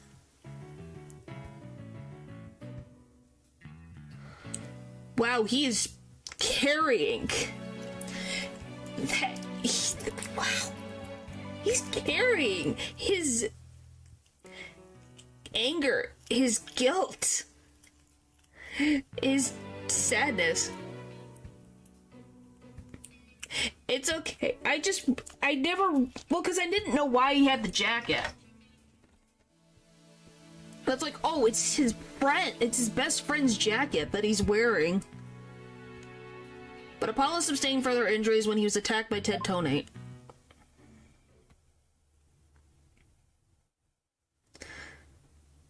Well, that explains why he left, because he wants to get the case done for his dead friend. December 19th, 3:21 p.m. Write anything, agency. Paul's a tough guy, but this is taking its toll on him. Yeah, poor guy. He's being attacked by Ted Tonate like that on top of all his other injuries. Apollo's resting at the nearby Hickfield Clinic. Yeah, because look at that. That's his jacket right there. That is a very freaking bulky jacket now that I think about it. Jeez. Bulky. I've had some experience with that place myself. Yes, I know, Phoenix. I swear if the creep's still there, this hospital needs better security. What an awful turn of events. Never thought he'd land in a hospital of all places. We didn't think he'd go there either, Phoenix, but yeah, apparently we're a regular. You must miss him too, huh? Now that you don't have anybody to tease? Don't worry, he's young. He'll heal quickly and be back before you know it. It's been a while since I last saw Trilogy look so down. We won the court case, yet nobody feels much like celebrating. Aw. Alright, enough of this, people. This is no time to be moping around. Now dry those eyes, both of you. You're the only one who's crying, Athena. Technicalities. Look, we have work to do. We have to take over. Take over what exactly? Apollo Space Center case, of course. As no verdict has been reached, there's still a chance. I agree with Athena. We should pick up Mr. Starbuck's defense. We have to avenge our fallen comrade. Right, Dad? The world? What the frick? Apollo hasn't exactly fallen. He's still alive, you know. Good. Now that it's settled, let's get going. Come on, we gotta run. Wait, right now? Now? Better not be running the whole way. There she goes. I better go catch up. Can you take care of the office, Trucy? Sure thing, Dad. Let's be careful out there. In the meantime, I'm going to bake some cookies and fill up my magic...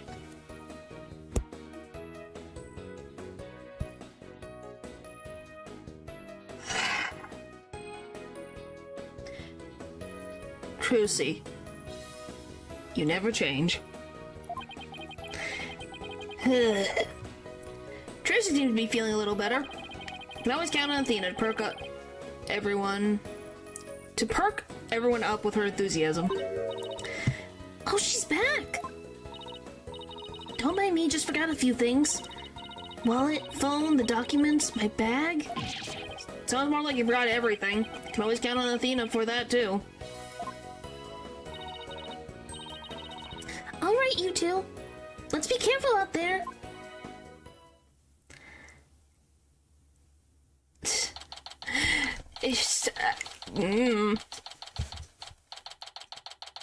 December 19th, Detention Center, Visitor's Room. So our client is one Solomon Starbuck. He's so famous, even I've heard of him. That's right, he's a super famous astronaut who works at the Cosmos Space Center. He was actually up in the outer space 7 years... Oh my gosh. He was actually up in outer space 7 years ago. You seem to know quite a bit about him. Now I'm all excited to meet the man. He's gonna do a frickin' sigh. I'm ready.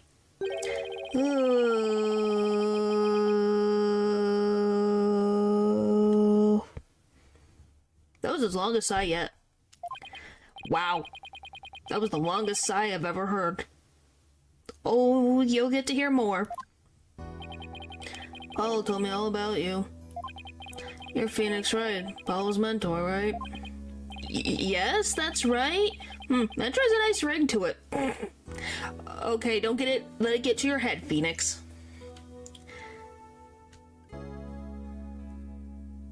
Well, when this guy's just...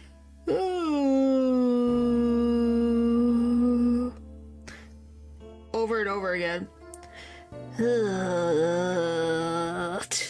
That's all he does.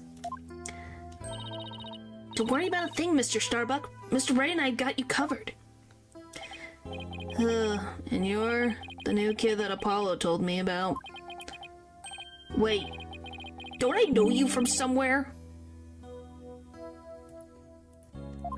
Huh?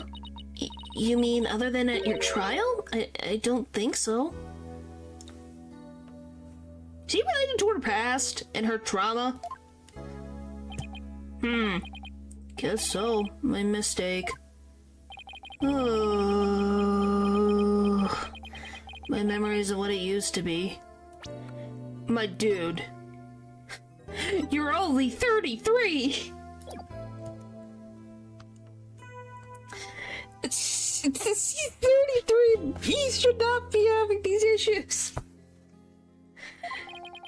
My mind and body are kaput. Same goes for my life. I mean, I'm so astronomically unlucky that I had an explosion go off in the middle of my trial. Trying to defend me would be like trying to enter the stratosphere without a spacecraft. Yikes, he's seriously gotta stop depressing himself. Cheer up, Mr. Starbuck. Besides that thing you said about entering the stratosphere, that just means we shine like shooting stars, right? Like shooting stars, huh? You know, you're right. Why didn't I think of that? After all, that's where we put all this on Earth. After all, that's why we were all put on this Earth to do, right? To shine like stars.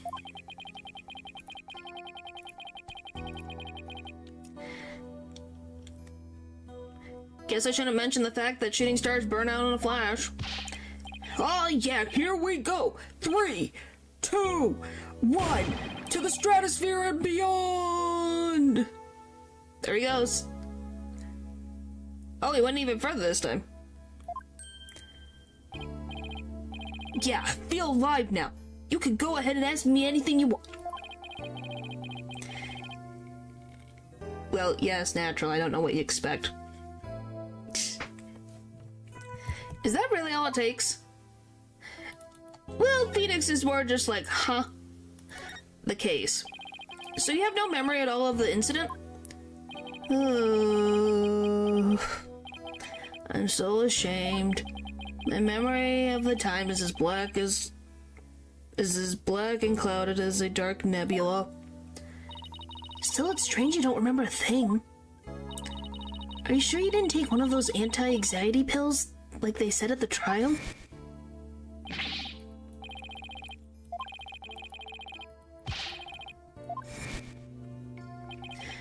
It is true I developed a fear of space because of what happened 7 years ago. And I was taking medication secretly every now and then when my anxiety got bad. Oh, I've been doing it since the beginning of the stream, if you didn't realize.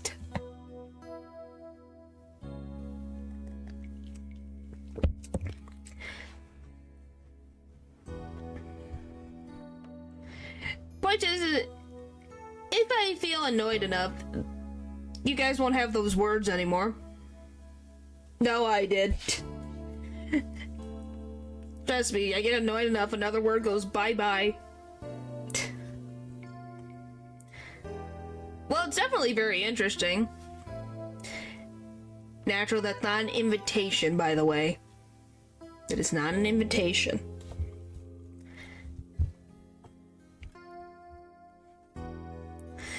Having a fear of space is not something an astronaut can brag about, you know. Oh, the so-called Hat 1 miracle? That must have been a terrifying experience. I just thought the oh moved. But I'm still an astronaut at heart. Come what may. I would never take drugs that might impede my performance just before launch. Because I know how you work, Natural. You've made your patterns very clear. You've shown your true colors before, so don't even. I'm pretty sure anyone else in the chat could figure it out very easily. That launch meant everything to me. That's more certain than the theory of relativity. Seems like a completely different person now. This is the face of the astronaut I know.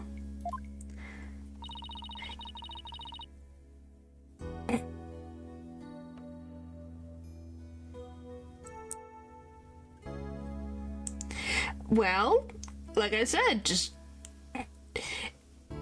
don't push it. I don't want to. I just don't want to think that, like I said, I gotta keep the chat consistent and nice.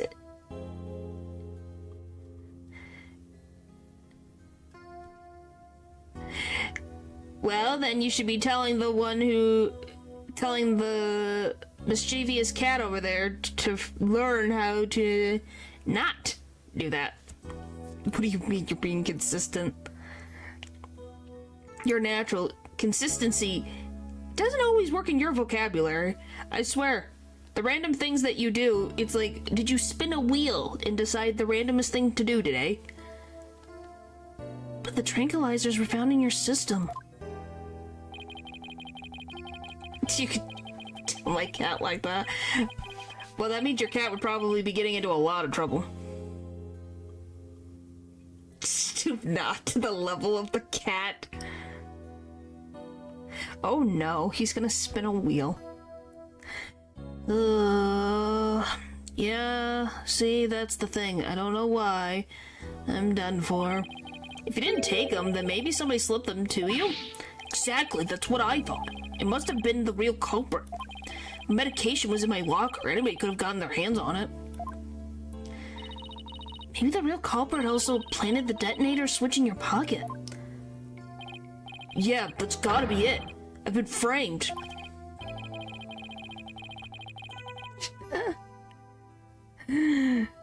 I'll say, they even managed to plant your prints on the switch before slipping it in.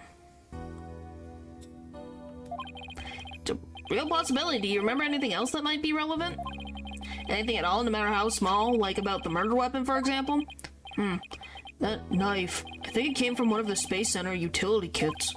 Utility kits? Yeah, staff who work on machinery a lot are given these special tool kits to use.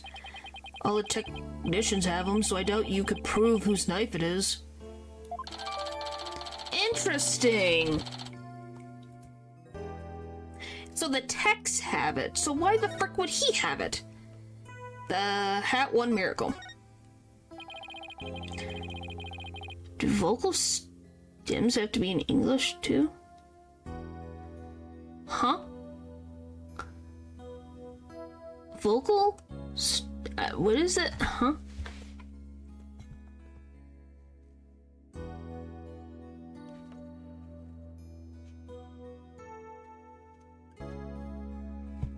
That's what I'm looking up. Such as humming, repeating words, or making sounds is a common way children... Okay, so it's just humming. No, not necessarily. Since humans have different languages, of course they can have different things. It'd be weird if it would only be in English. As I recall, your last trip into space was 7 years ago, right? That's right, it was a pretty rough experience. During that mission, we had all kinds of problems with the craft. Does that mean you speak some Latin or can read some Latin, Paul? You did? What kind of problems? Power failure, oxygen leakage, busted radio, cracked windows, loose control column. The heat shield came off as we were entering the atmosphere. I thought it was goner. But I managed to make it somehow with the popsicles and ice packs from the freezer. Oh my gosh. Chance to really get into it, huh? You can read Pig Latin? Well, that's pretty impressive. By the way, him being alive is more of a freaking miracle. No wonder they dubbed it the Hat One Miracle. It's a miracle you made it back. If I did, I get into a lot of other risky stuff that's related. Oh boy. Space is a boundless place. That's why it continues to capture people's imaginations. But the vastness of space shows us how insignificant we are in the scheme of things. The darkness just goes on and on forever, and ever, without end. There was nobody else there. Nobody was gonna come save me. I was all alone. All alone. Nothing to listen to but the sound of my own breathing and heartbeat. I kept scrambling to make repairs, but I couldn't keep my hands from shaking.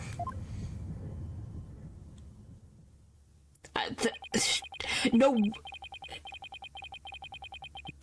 Yeah, I'm gonna be honest. It's even brave that he even is still in the suit.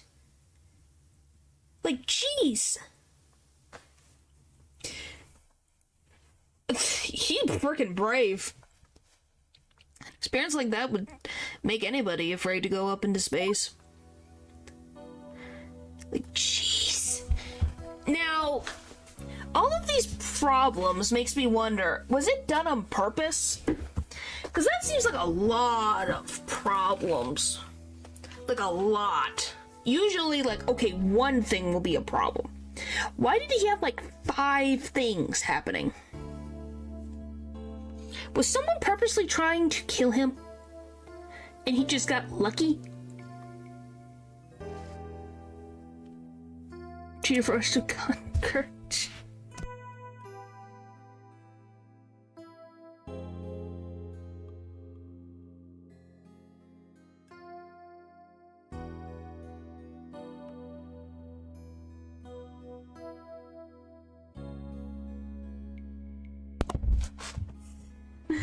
You just realized the Napoleon?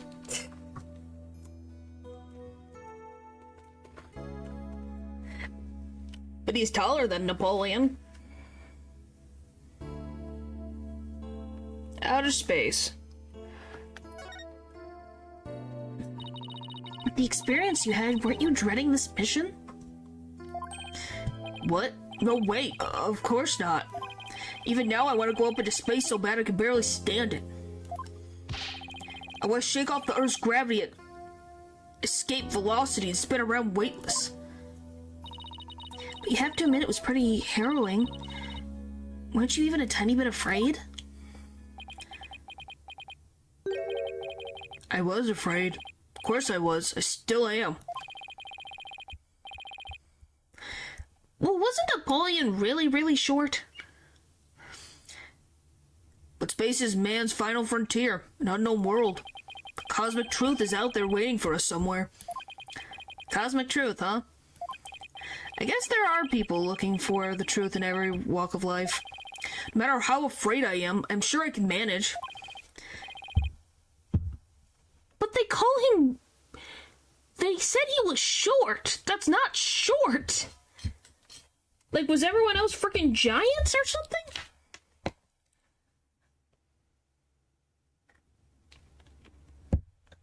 So is it just an exaggeration? If I give in to my fear, I'll never find the truth. As long as I don't give up, I can keep up the fight. One thing's for sure, Mr. Starbuck's passion for space is undeniably the real deal. Than everyone else, so among them he seems short. Ah. As a matter of fact, yes, they were. Just asking, because I'm like, that's not... Oh, that's not short. That's probably average. So I'm kind of shocked that they called him short.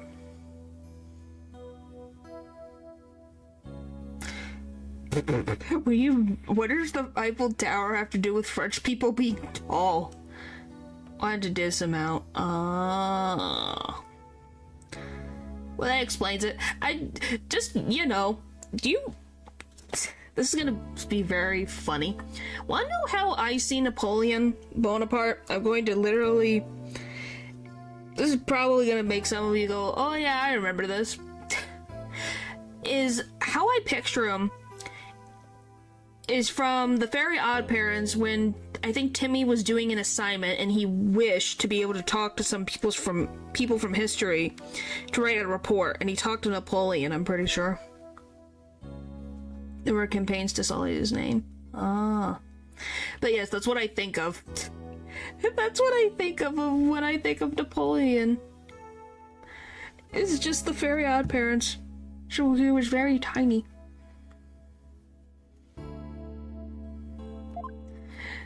the victim.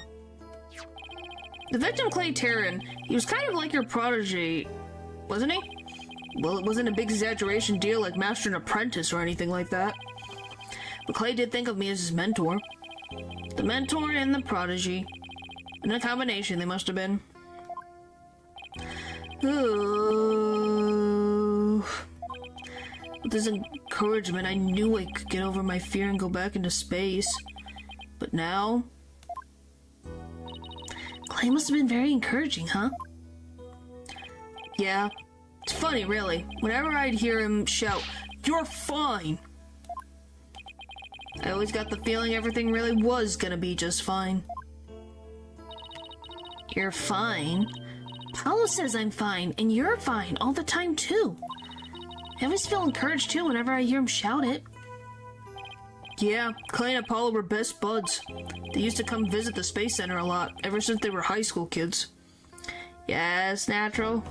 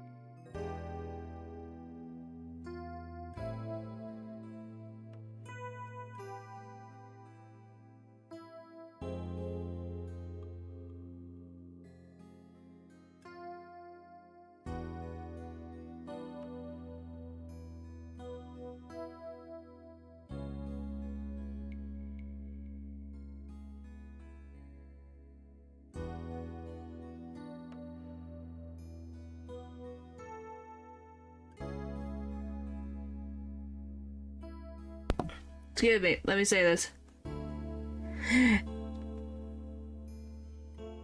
Anyway, as I was saying, did you type all this yourself, Natural? What the frick? Did you, or did you just find a random wheel? You're crazy. You're absolutely crazy.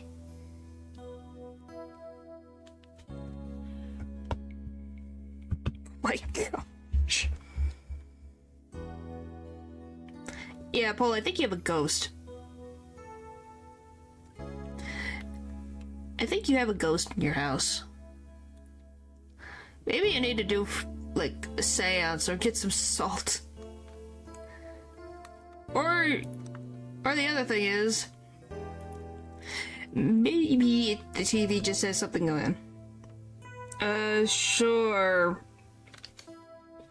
I can look at it. It's not a guarantee, but I can put it on the list of maybes. I can read some of them. Where did I even put it? There it is. Not at... I'm planning at some point. It's not a freaking guarantee yet.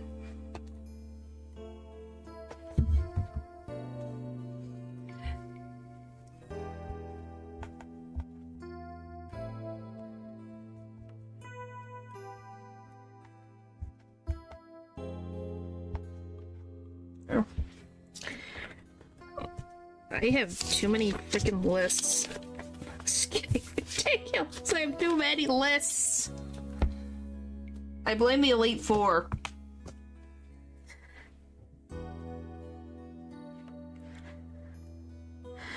Anyway, it was like a bunch of random stuff, like, oh, compliment 3 people or something like that. I don't think I could. Isn't that a very difficult song?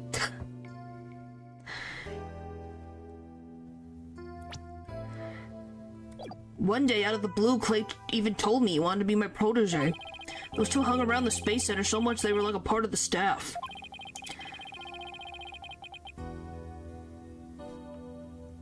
I don't even...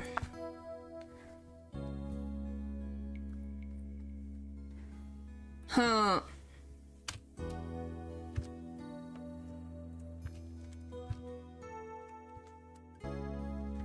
The frick are the lyrics? I probably have seen this. I just can't remember right now.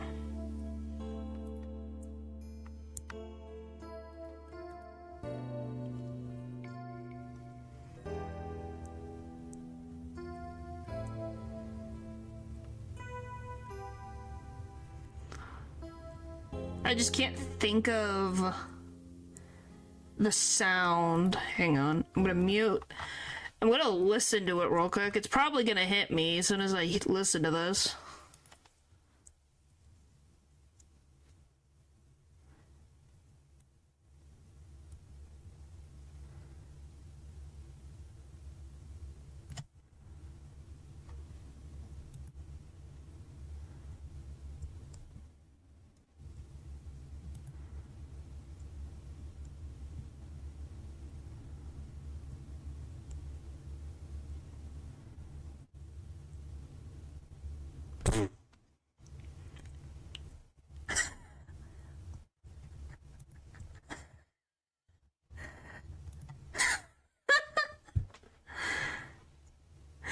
Not with the frickin' lyrics. Oh boy, no.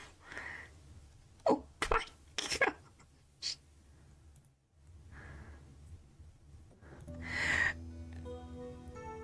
Oh my gosh. I've probably heard this. It's been probably so freaking long though. I remember Slim Shady, of all the things I remember.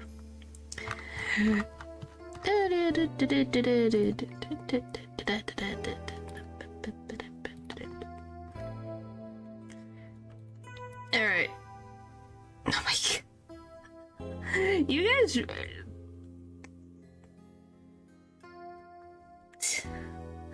Oh my goodness.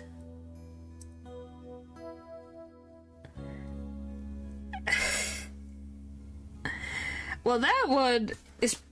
I just don't even know if there's even a, well, I guess it's not an impossibility for there to be freaking just a backtrack for it. It's not impossible. Golly, that gave me a flashback. Holy molies.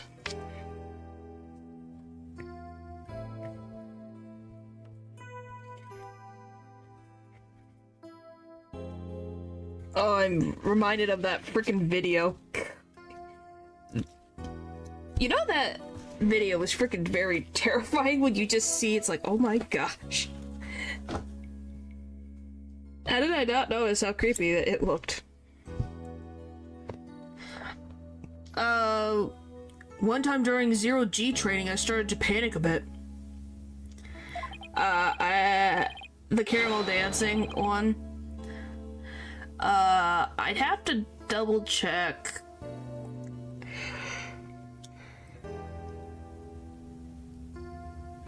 Well, yeah, of course. Well, I'd have to practice these. And figure out, solidify a list. So, we'll say maybe next month. Put a donation goal for it. Yeah, eventually. Yeah, this weekend I'm gonna look over all the monetization stuff and figure that out. The two of them took turns shouting "You're fine" over the radio. It was a simple thing, but it was exactly what I needed to hear. So I'm fine and you're fine were like Apollo and Clay's secret phrases, huh? Wish I could ask Apollo more about Clay and their relationship now. Speaking of Clay, how do you suppose he climbed down the ladder with you over his shoulder?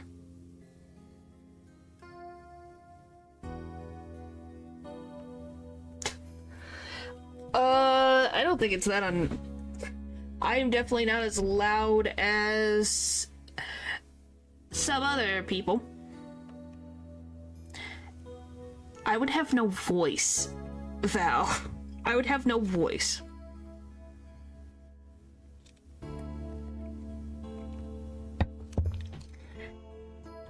So would you, if that happened, you guys would probably not have a stream for a week.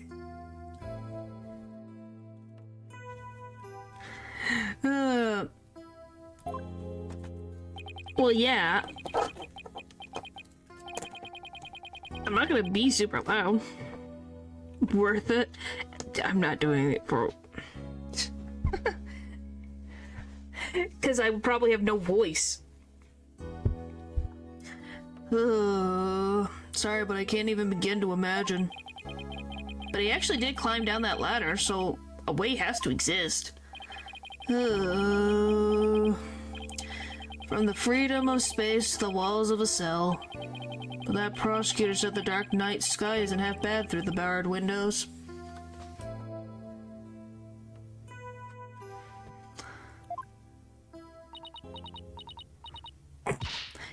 You're fine. Solomon Soul Starbuck is fine. Everything's gonna be alright.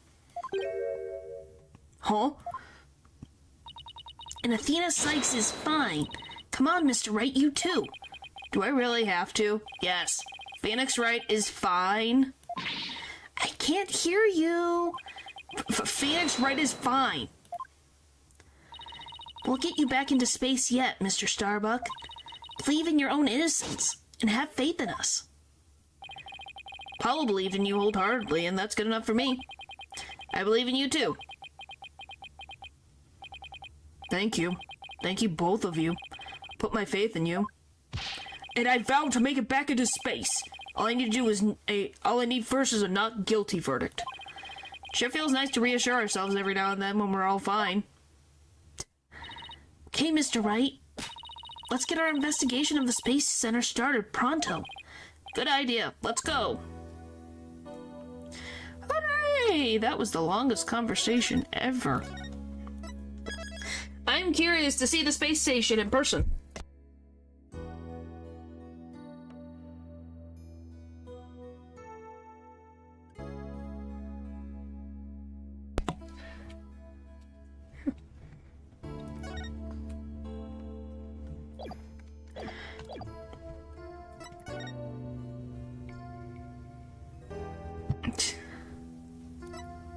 Entrance.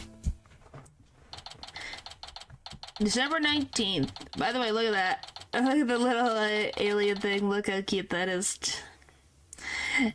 That's adorable.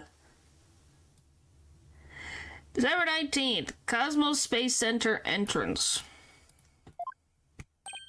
Wow. I was wondering what kind of place this Space Center would be. It almost looks like an amusement park of the future. Yeah, did you know they even let the public see their rockets up close? Well, like I said, these are suggestions. Doesn't mean I'm going to oh, yes, I'm going to do them. It's we'll see. Oh, so check it out. Look at how brightly the Gaiax logo shines in the sunlight above the entryway. Really did dig the stars and rocket motif it's got going.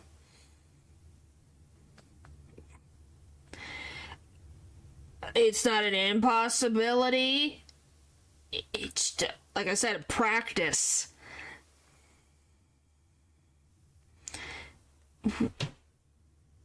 Sing Would I Dare You. Gaiax, huh? Isn't that the new name of the Federal Space R&D program?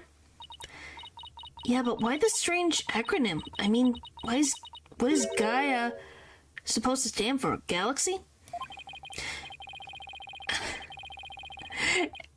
Some, but not very much. Let's not even go there. If that were it, then the whole thing would be something like Galaxy Exploration Agency. Don't even with me. I can't read kanji, I will tell you that right now.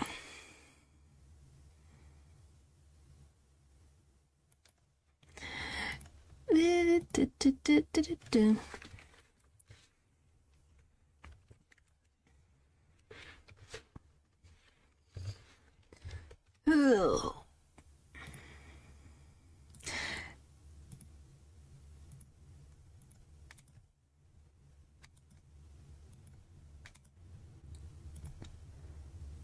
Nice to meet you.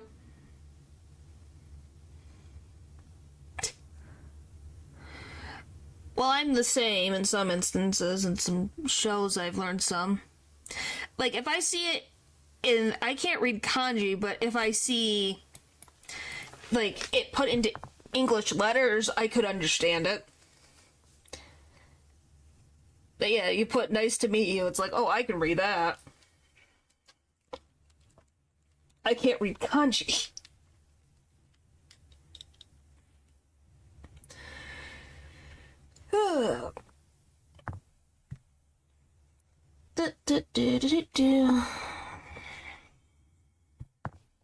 Yeah, that's what I said. It says nice to meet you.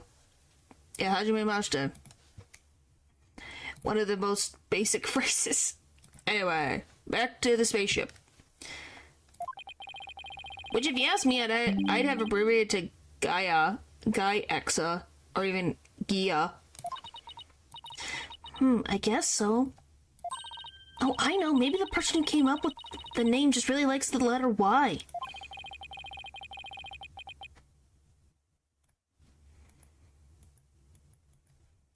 What? It's one of them. You would hope you would catch that phrase at least once if you were listening to any anime or just interviews with Japanese people, just in general. This exchange is beginning to feel oddly like deja vu. Anyway, this place is more than just a research facility, it's also a tourist attraction. Tourist attraction, don't make me laugh, it's a monument to the human race. What? Galactic scooter, full speed ahead.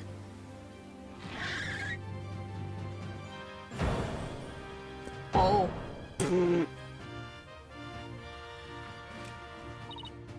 Yikes, who's this geezer and what's he want? I think that's the head of the space center. Look upon me and look well. Behold the great power of space science. Pardon me, but you are? My glorious name is Yuri Cosmos. I am the director of the Cosmos Space Center, the center of the cosmos. Boss? That was pretty groan-inducing. If this person is the Space Center's director, then that means... Ah, so you're the one who first discovered Clay's body, weren't you?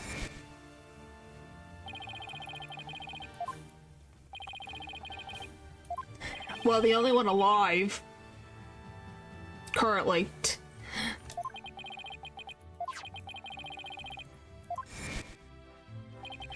That is correct.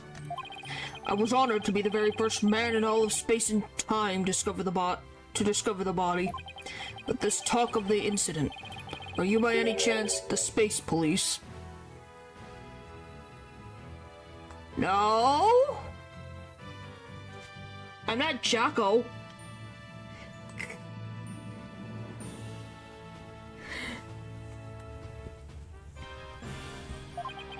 You can't tack the word space onto just any old thing, you know?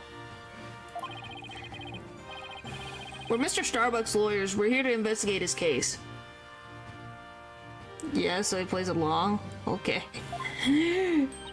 Oh, and we're Earth lawyers, by the way. Ah, I see. Yes, I've heard about you. In that case, by my esteemed privilege, I grant you permission to investigate. I trust you are appropriately grateful. Now go ahead, have at it. I can already tell he's going to be nothing but trouble. Don't let him hear you say that, or you'll see what trouble really is. Let's be professional and ask him about when he found the body, okay?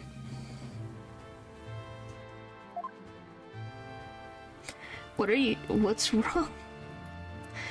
He's so funny. Well, I just like that. Look at his mustache. Yuri Cosmo. So as director, what do you do here at the Space Center specifically? Defend space across the galaxy and promote space development in this country. No matter what obstacles stand in our way, we keep going for the sake of mankind. I believe I used the word specifically in my question. Attention all personnel to your break station. Prepare for break. Oh, I get it. You just wander around and tell people what to do in a self-important manner. Athena, that is exactly right. Okay, because I am an important man, my manner is important. Mr. Wright, this man doesn't get sarcasm. Well, there's bound to be some people like that here in the boundlessness of space. What's that? You want to know what it is that makes me important specifically? Very well, I will tell you. I was the central figure of the Hat 1 project. You may proceed to be appropriately impressed. Now go ahead, have at it. I might be more impressed if I knew what he did for it, specifically. About the explosion. Can you tell us what you know about the incidents from the other day? I refuse. What? Explaining is a job for common folk, not the director of the center of the cosmos. My testimony, which will go down in space history, will be heard in the courtroom. What? So does that mean you'll be taking the stand tomorrow? That is correct. I will be the most glorious witness in the history of mankind. Not sure if he really understands what being a witness is all about. Looks like Director Cosmos is the type that only talks about what he wants to talk about. Then let's at least try to ask him about the things he might be willing to open up about. About Hat 1. The Hat 1 was a rocket that was launched into space 7 years ago, correct? And despite numerous problems, it somehow made its way back home? Suppose it is part of my job to educate ignorant young folk like you.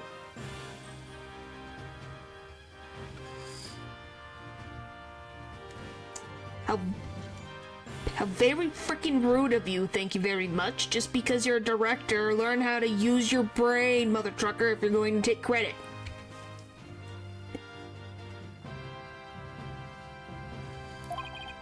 Very well, I will impart to you the complete story of the Hat 1 project. Oh, thank you very much. Hat 1's noble mission was to collect samples from an asteroid. And Mr. Starbuck was the pilot for that flight. Eventually, the Hat 1 reached its planned orbit, from where it launched the Hope probe towards the asteroid belt. From there, the Hope probe began its long, lonely journey into the far reaches of space. And it started my cat. That's what happens. And then after a terrifying struggle, the Hat 1 returned safely to Earth. The struggle was when the incident known as the Hat 1 miracle occurred. Excuse me. That struggle was when the incident known as the Hat 1 miracle occurred, right? Correct, and it was truly a miracle. Of course, they just had to turn the ordeal into a movie. You guys ask for too many freaking pictures of Ren Pup sometimes. Jeez. I probably have. Yeah, I'll figure it out. As for the Hope probe, it did eventually arrive safely at its destination. It took a few samples from the asteroid. It returned to Earth but a few days ago. So what kind of samples are they? What's in them?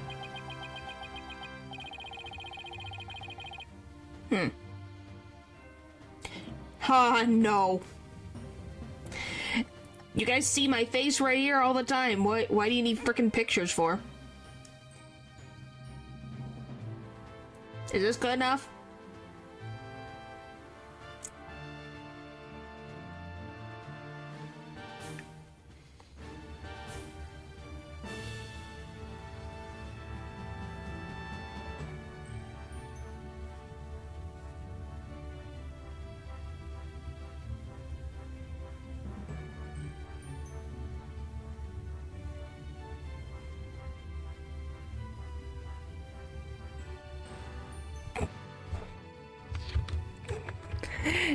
Was the silence enough, Nafts? I know you were joking. But I do find it funny. It's like, the silence works. The samples are scheduled for analysis in the near future. We haven't had time since they just came back the day before Turin's murder. Regrettably, we had no time to inspect the samples due to everything that occurred. Yeah, it's just a thing that happens. Any slight movement, like just me talking, I just bounce around. It is very obvious. But this puts our space development program ahead of other countries by several years. That's quite impressive. Guess this guy isn't just loudmouth braggart after all. In the golden age of space development, our predecessors were successful in bringing a moon rock back. That is the greatest achievement in the history of the Space Center. The public fell in love with space and all of its glorious potential. The moon rock, huh? I remember that being big. Our endeavors with the moon rock live on in our work with those asteroid samples. I want to bestow new hopes and dreams for the future upon mankind once again. That is my mission as the man who stands at the center of the cosmos. I hear a lot of research into moon rocks and stardust from asteroids these days.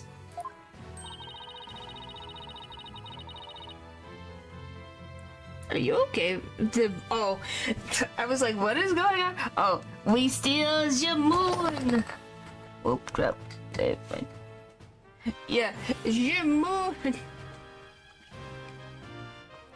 They say the results could potentially have a huge impact on all of civilization. It's like we're in a new space race with every other country out there.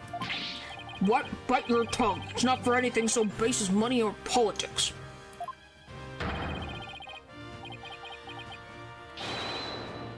Yeah, I don't really know. That is a good question.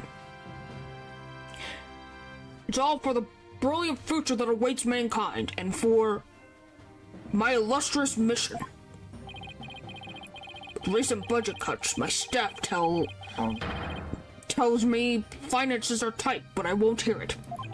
Guess that even a space program has to watch its budget. Yeah, do you think this is cheap? Rocket fuel ain't easy, I'll tell you that much. By the way, you seem awfully knowledgeable about this kind of thing, Athena. Huh? Oh, well, you know, I thought I'd better brush up. For the case. Is that so? Well, I'll be on my way. As you can see, I'm a very busy and very important man. Galactic Scooter, fire up the main engine. Max battle speed and engage.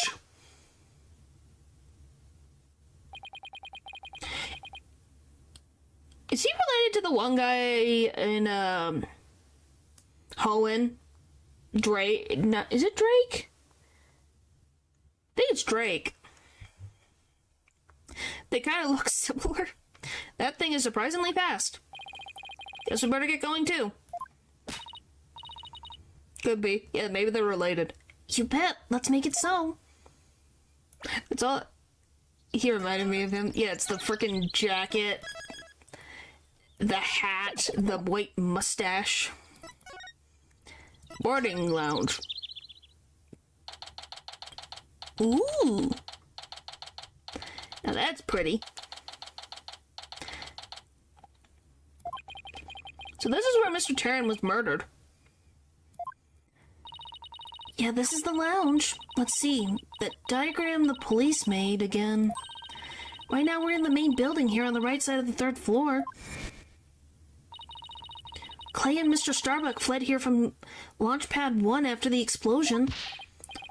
Go there, no admittance without express permission. We're Mr. Starbuck's lawyers. We've come to investigate. Sorry, nobody gets in without permission, not even the police superintendent. Can't have Detective Fulbright getting mad at me. So Detective Fulbright is here, huh?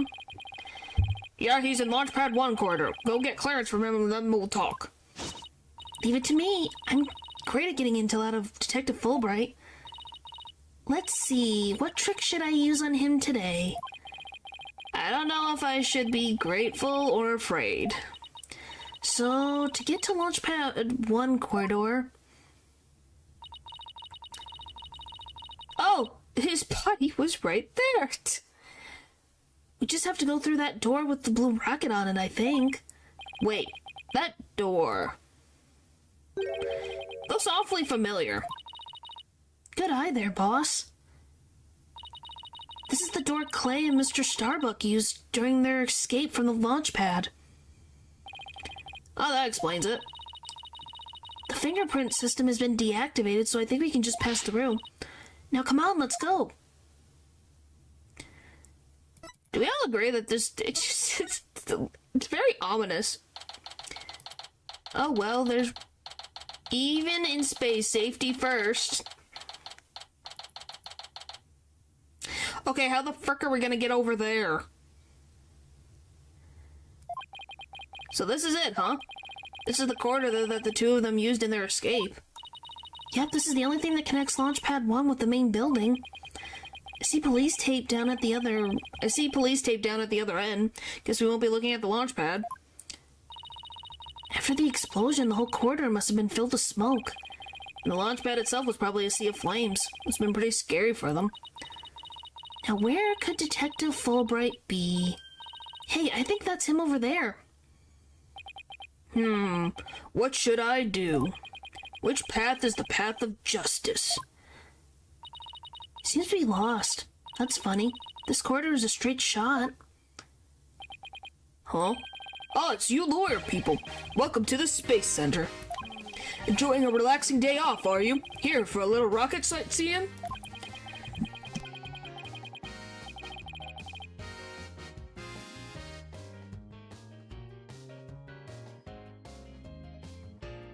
Golly. We're here to investigate the scene, same as you. Do you have any info to share? Boss, if he acts all reluctant to give us information, we hit him with the whatever shall we do act. I'm sure he'll fall for it. Got it? Are we trying to catch the unruly family dog here or something? Info on the case, huh? Alright, I'll gladly share some with you. Huh? What just happened? Yeah, that's unusual.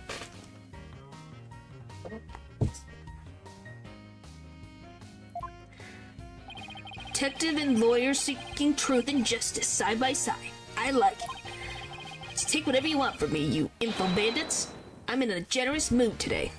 Yeah, that was easy this time. I don't know. There's something weird about Detective Fulbright today. Well, we need information, so let's run with it. If you say so. The crime scene. Detective Fulbright, could you give us permission to investigate the crime scene? There's an officer on guard and we can't get in there. Oh, whatever shall we do? That's an easy one. I'll let them know over there to let you in. Investigate to your heart's content. Take a week if you need it, a month even. He must have found something. He's too confident. He's way too confident. They found something.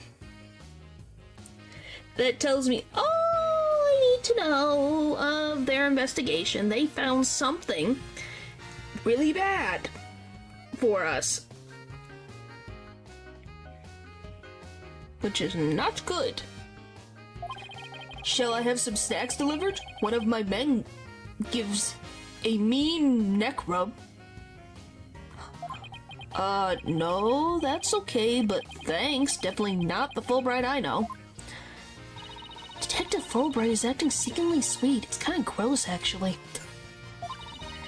Do you think he hit his head or something? Who knows? Whatever the case, it's making our lives way easier.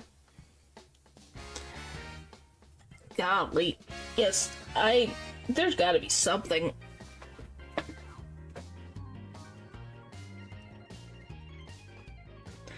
Okay. What happened exactly? You were here at the Space Center at the time of the incidents, weren't you, Detective?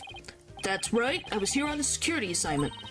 The police are required to secure rocket launches now? I didn't know that. Yes, well, you know us, to serve and protect. Explosions occurred when I was here on duty, so I started leading the evacuation. He's leaving out a lot of details, but okay. Can you tell us more about what happened? Of course, an explosion went off on the second floor of the main building. Right after that, the one over in Launchpad 1 also blew sky high. So I immediately instructed the visitors and employees to evacuate to the shelter. The shelter? That's right, there's an evacuation shelter in the basement of the Space Center. It's there for incidents and emergencies and the like. So where were you when the first explosion went off? I was on duty on the 4th floor. It was quite the madhouse, I tell you. The elevator wasn't working on account of the explosion, and the stairs on the 2nd floor were destroyed, so we couldn't go that way. Then wasn't it impossible to get down to this basement shelter?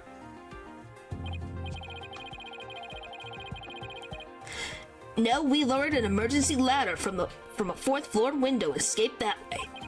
It was a folding ladder. It was a folding ladder, so it wasn't very stable, but at least it reached the ground. After I secured the ladder, I left it to take another look around for any other survivors. Once everyone else got out safely, I made my way down too, head to the shelter. Wow, what an ordeal. But climbing down an emergency ladder kind of sounds fun. I don't think so, Athena.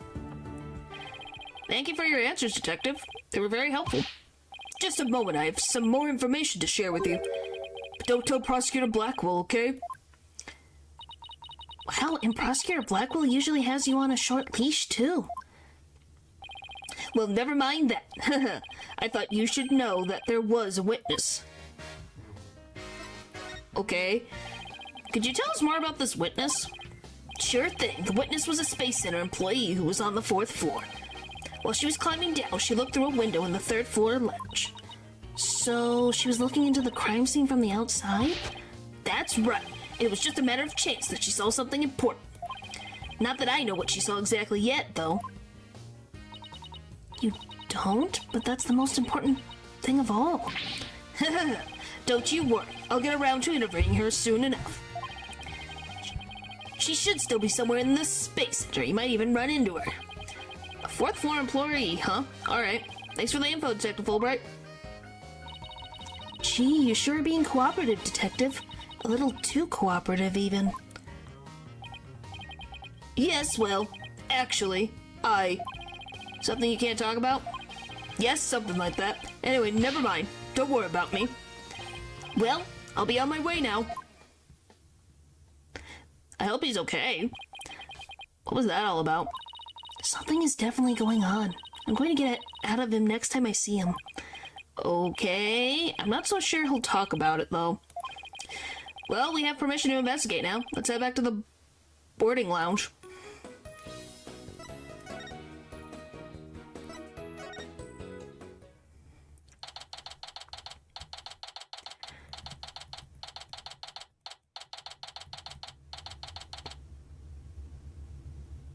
Now that I've realized something, guys, is this a, bubbly, juice over here?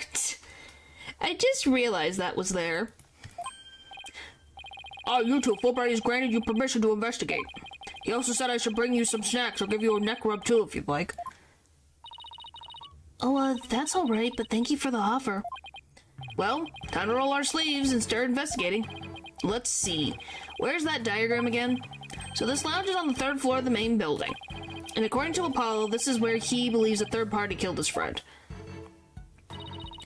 Let's stop the recap and start looking for traces of this third person, then. You read my mind, Athena. We'll make that our first priority. There's just one problem, though. This room is just so big. Don't worry, we can use this to help us. Space Center pamphlet for tourists? Yep, picked it up at the entrance. The map inside should come in handy. Let's see. Yep, here it is. A map of the lounge. Here you go. This place is freaking huge. Look at this.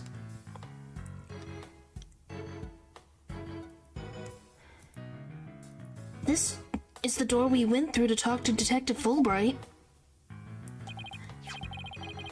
Oh yeah, that's the door with the fingerprint recognition lock. Well, I guess this map will make things a little easier. Yay! Yeah, no more excuses. Let's track down the third person. Wait, there's just one more thing. What's that strange creature moving around outside the window? Oh, boss, it's just a holographic image. Oh yeah, I knew that. Phew, that's a relief. should be a button somewhere in this room to turn the image on and off. That's what it says in the pamphlet anyway. The only reason you're so eager to start is so you can push that button, isn't it? And what's wrong with that? Let's just look for the button while we're looking for clues. Alright, fine. Let's get investigating. I saw something shiny. What is this?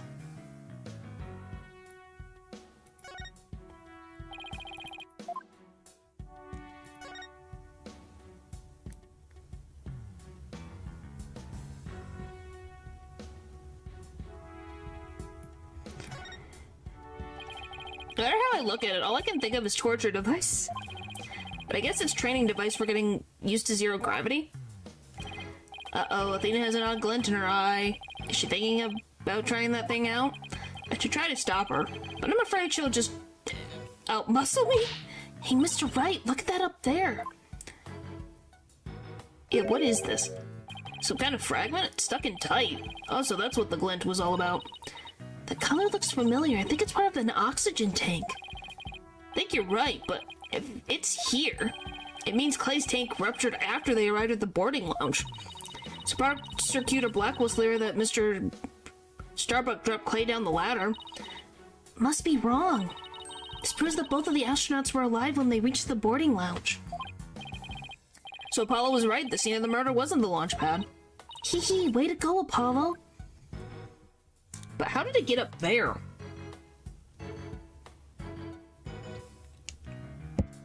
Is the next problem.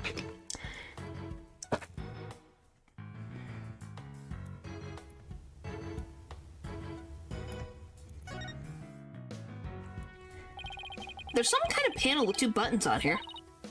Just push it. That's what the invariable principle of buttons. There are such things as buttons left unpushed. Oh. Hey, the giant holographic image disappeared. Yeah, though that side of the wall seems kind of barren without it now. Still, let's see if we can't find anything new with the image off.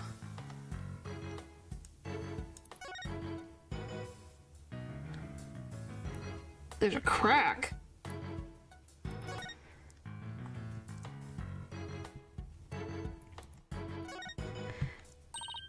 Hey, Mr. Wright, take a look at this. Looks like a bullet hole. Great find, Athena. It's pretty big. Whoever fired the shot must have been using a pretty large weapon. You think so? Based on my experience, I'd say this was fired from a regular pistol. Well, whatever size it was, somebody fired a weapon in here, right? Apparently. This is an important fact. Do you see a bullet around somewhere? No, the police might have taken it, though. That's weird. Let's ask Detective Fulbright about this bullet hole later. We all agree that is strange, right?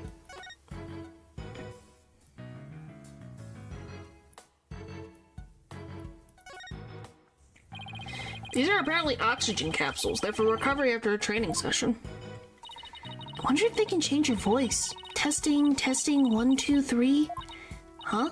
Didn't do a thing. It's not helium, Athena. It's oxygen. Jesus, silly.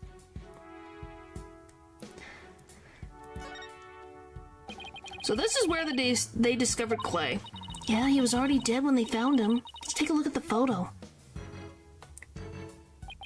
So he was stretched out like this and... Huh? What's that thing that looks like a thermos? That's the thing that Prosecutor Blackwell mentioned when I was in court with Apollo. It said that it contains asteroid samples. Oh right, Director Cosmos mentioned something about that too, didn't he? That they were brought back only 5 days ago by the probe that Hat 1 launched. Wonder what they look like. Do you think they'll let us see? Let's think about that after we solve the case, okay?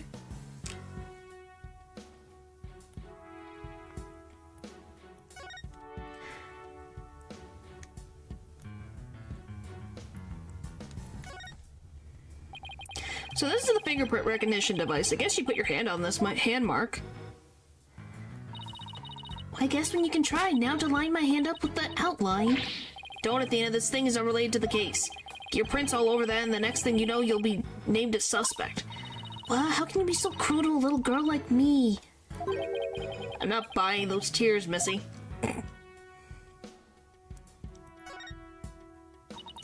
Let's see, the story is... Where's that pamphlet? Here we are. It's the door to the corridor that leads to Launchpad 1.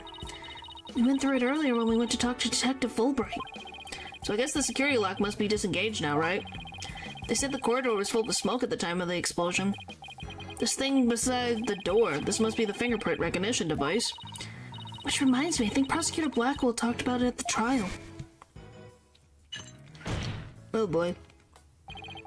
Launch of a third party in Launchpad 1 is utterly absurd. Just to enter the area from the lounge, one must pass through a door guarded by a fingerprint recognition device, allowing me to state up front that there are precious few with the clearance to do so. Then does this mean that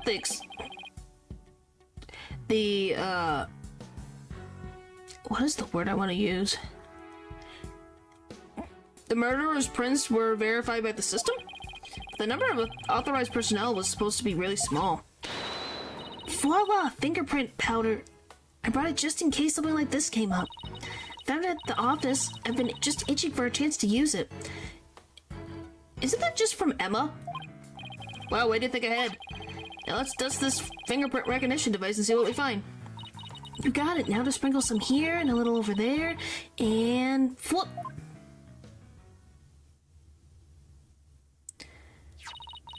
Let's see what we have here. Oh, we got something. Aw, it's only a single set of prints. Isn't that a good thing? Sure wish we could figure out whose prints these are. Although I doubt we'll be so lucky as to get the culprit's prints on the first try. Well, I'm willing to bet that Detective Fulbright has some fingerprint data. Right, and there's the security footage of the store, too. Yes, here it is. It came up in the court the other day. Wish we could see that part of the footage just after this bit. Oh, because that would be right before the murder, wouldn't it? Let's ask the detective. The mood he's in, he'll probably show it to us right away. Yeah, he's almost too good of a mood today. Let's go see if we can find him again once we're done with this room.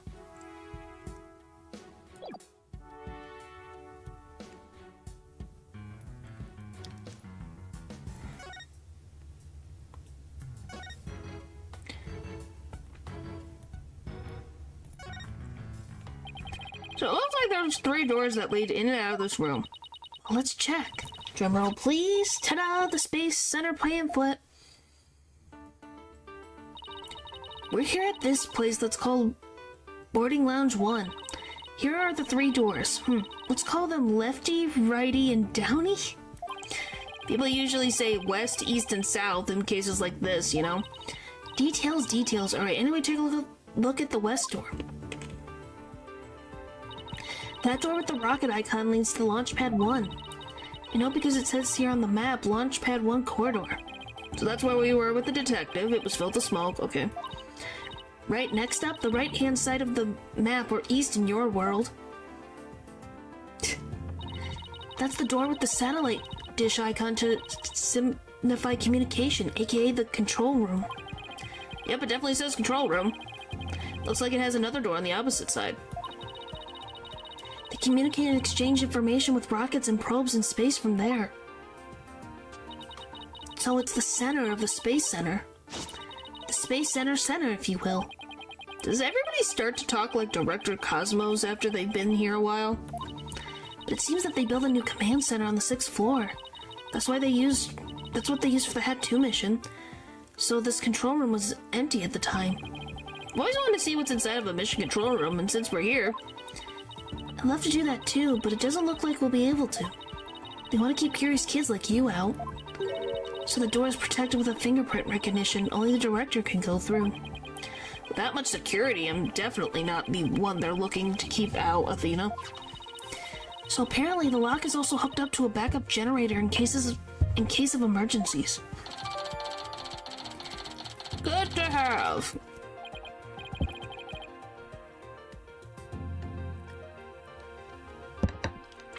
Alright. Well, we're definitely getting this through. Okay, what about that last door? This lower door? Oh, excuse me. I mean, south door? It leads to the elevators. This is the door we came through when we entered this room, right? Yep, and of course, there was no fingerprint recognition device, so it's open to anyone. But the elevators weren't working at the time due to the explosion. Well, that's about it for the three musketeers of the boarding lounge. Thanks. Understanding the layout of the lounge should help us understand the case. That's why I thought we'd better have a good grasp of where all the doors go.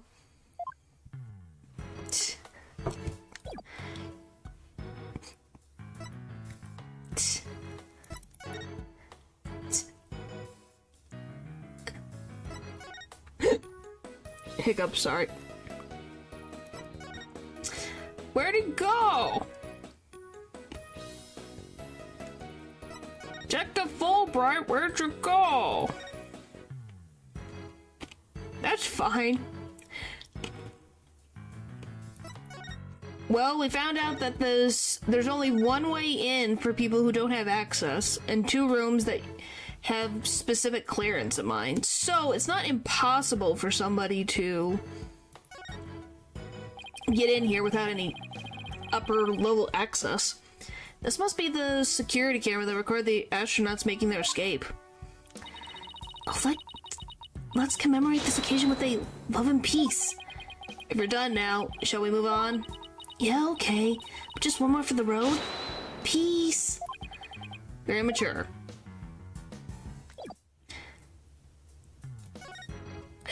Where do we go now?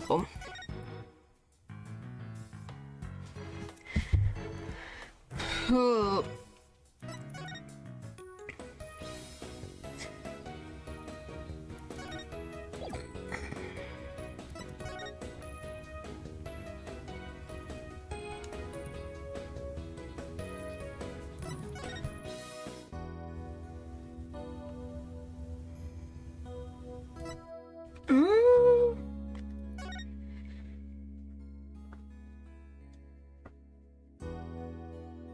No, he was actually very nice and accommodating, which is unusual. Like, he just gave us everything. He told us about a witness that they have from the 4th floor. He was so nice. It was strange.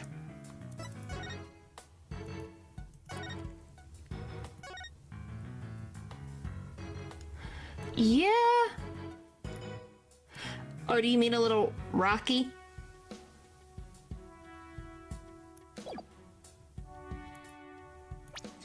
Do.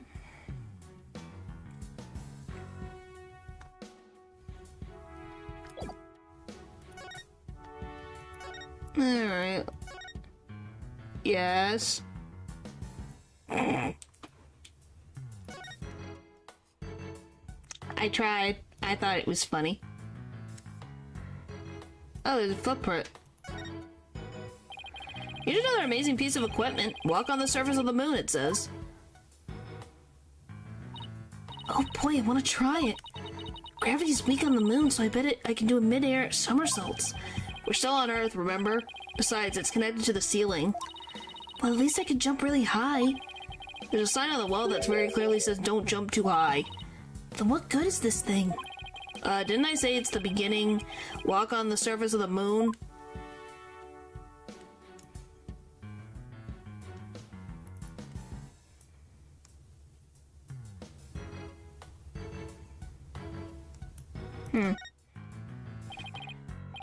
Yeah. What's this, a trap door?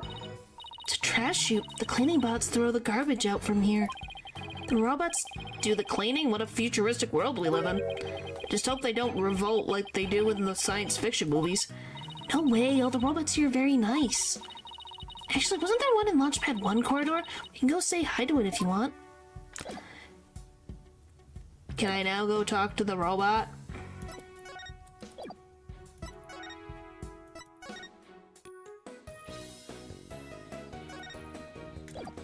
I want to talk to the robot!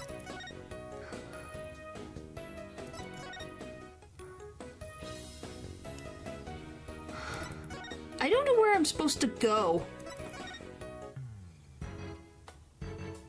No wonder they have no budget. Well, they have a tight budget, not that they don't have a budget.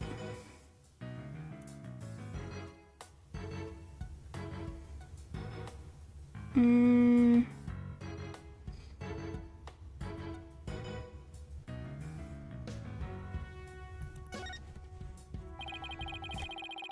Alright.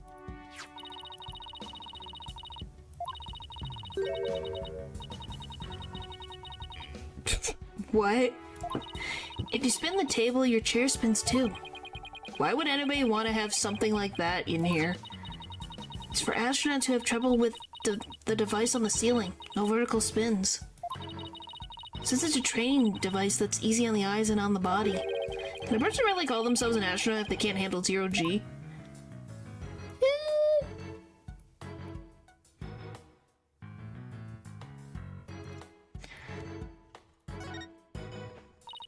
Oh, a mirror. How thoughtful of them to put one here. Thoughtful. So the ladies can fix their makeup. One's appearance is just as important in space as it is on Earth, you know. You never know when you're going to run into some other life form after all. I doubt anybody who thinks that would ever become an astronaut in the first place. Where do I go?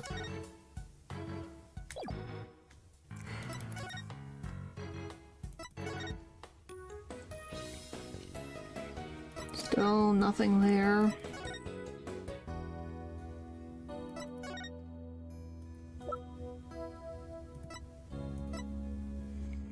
Yes, I am.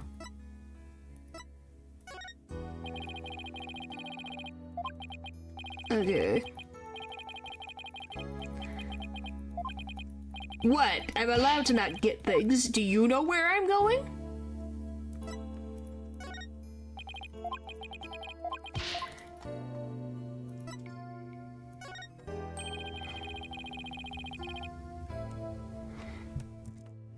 There's an unknown frontier out there beyond our little planet. I get so excited when I think about it. I don't know what to do with myself. Don't worry, you'll get the chance to go to space again once we clear your name. Right, you're right, I can't stay here. Ready for launch. 5, 4, 3, 2, 1. Lift off! The ceiling's no match for the soaring spirit of an astronaut. I have to admit, that was pretty stirring just now.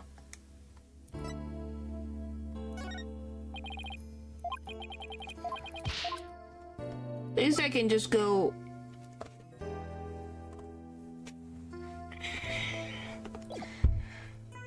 Alright, I don't think he has anything for me, so I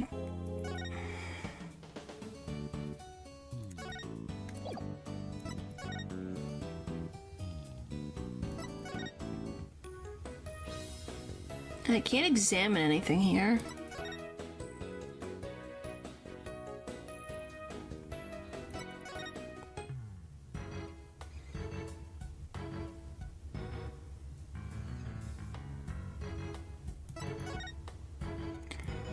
Like, I think we got everything in here, so where did Fulbright go? With all the different image of the screen is completely black, which for some reason makes me think of losing an argument to Prosecutor Blackwell in court. But at least he's got my brain revved up. I come up with the best ideas at times like these.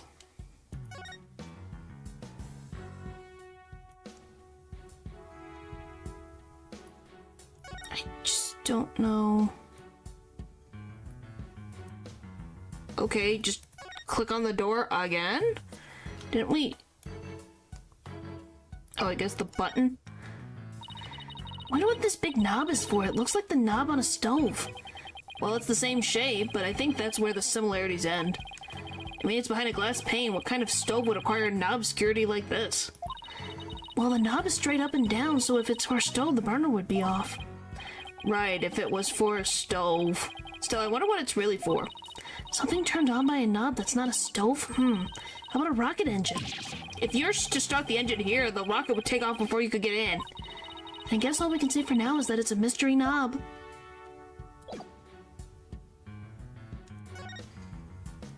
She's silly.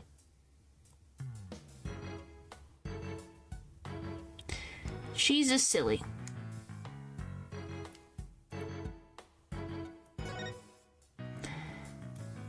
We did all of that. Is there something... Like, is this what it is? Oh! Well, ain't that interesting. Hey, I see something shiny down there. Let's take this cover off, then. How the frick did it end up over there? What's this? It looks like a metal jelly bean. It's really small, but it's a bullet. It's only about 2 or 3 millimeters in diameter. Let's see, that would make the caliber 10? Caliber refers to the diameter of a gun's barrel, right? Yes, but I've never heard of a 10 caliber gun before. This bullet must be for a special kind of gun. But if you tried firing a bullet this small with a regular sized gun, it would just fall right out.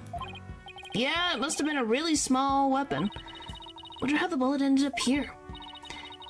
I mean, if we're in the bottom left on the south side of the door according to this map, it's pretty far from where Clay's body was. Maybe the police didn't think to look here. Yeah, leave it to Detective Fulbright to accidentally hand us just the card we need. Well, that was random. I can't believe I found that. Welcome to Space Center, guests. Welcome. Yikes, what in the world? My name is Ponko. P-O-N-C. Oh, Ponko. Are you sightseeing? Are you lost? Are you looking around? Choose one. I will guide you. It's a robot? I am not a robot. I am Ponko. Psychological observation and navigation companion. P-O-N-C. Oh, Ponko. Well, I'm glad we got that cleared up. Oh, Ponko, I've missed you. Huh? Do you know this thing, Athena? Oh, she, showed us around the last time when I came here with Apollo. Oh, you're such a good girl, Ponko. Golly. Oh, thank you. Thank you. I'm so happy. So very happy. Wow, a guide robot. That's pretty cool. My name is Phoenix Wright. Nice to meet you. I don't know you. I don't know you. Huh? Ouch. That hurt. Oh, she has to register people she meets for the first time. Please register him, Ponko. Certainly. Commencing guest registration. Please tell me your name. A nickname is fine too. His name is Phoenix. A bit overly familiar, but I'll allow it. Phoenix, please let me get a good look at your face. Oh, sure. Registering. Facial registration sequence complete. We are now officially friends. Nice to meet you, Phoenix.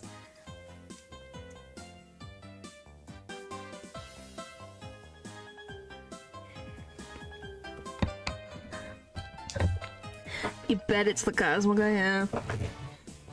It's 5 seconds. Well, it's not gonna be 5 seconds. We got a little bit more than that, but...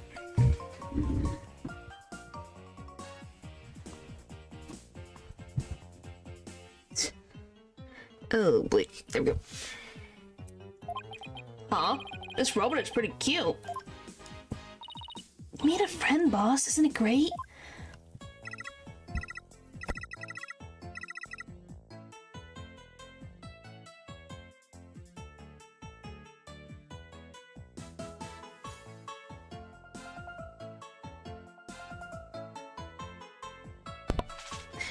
Phoenix, Athena, allow me to guide you. Right this way. Oh, goody. Let's go, boss.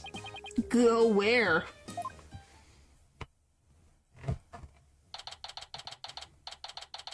What do you mean? Space Center Space Museum. Oh. Oh. Oh wow, what is this place? Is that rocket real? Welcome, welcome. The Space Museum is open to the public every day of the year from 9 a.m. to 7 p.m. Learn about the history of our nation's space development in the Hat 1 project. The rocket is just a replica, but it's the same size as the real one. The Space Museum? Oh, it's here on the map. There you go.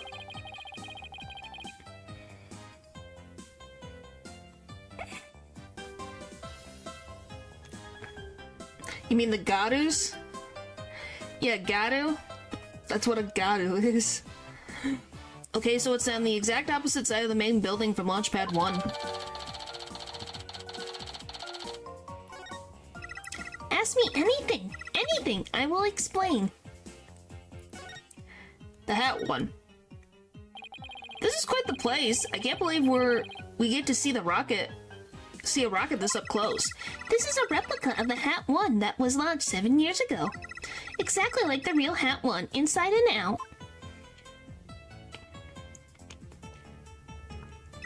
Its little brother, the Hat 2, was supposed to launch the other day. I wonder if Ponko knows why the launch was canceled.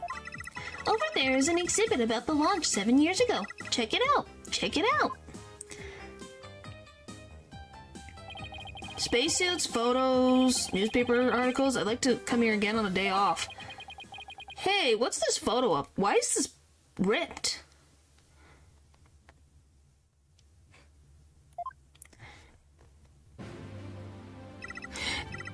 You know, just like girls, you know how anime is rated between guys and the girl characters, but the girls are real? Well, yeah. Well, would you look at that? Huh. He has not changed in 7 years. Phoenix, that's the staff of the Hat 1 project. Oh, there's Mr. Starbuck. He looks so young and so different.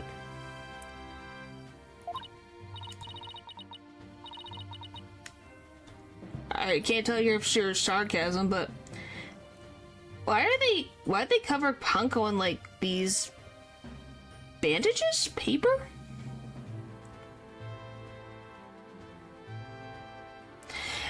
No, you probably fail. I think you have more of a highly chance of passing if you do it yourself. That's... What is it, Athena? Is something wrong? Oh, nothing. I just thought Mr. Starbuck looked really young too, that's all. Well, it was 7 years ago after all. So the young guy standing next to Mr. Starbuck is Clay Terran, the victim.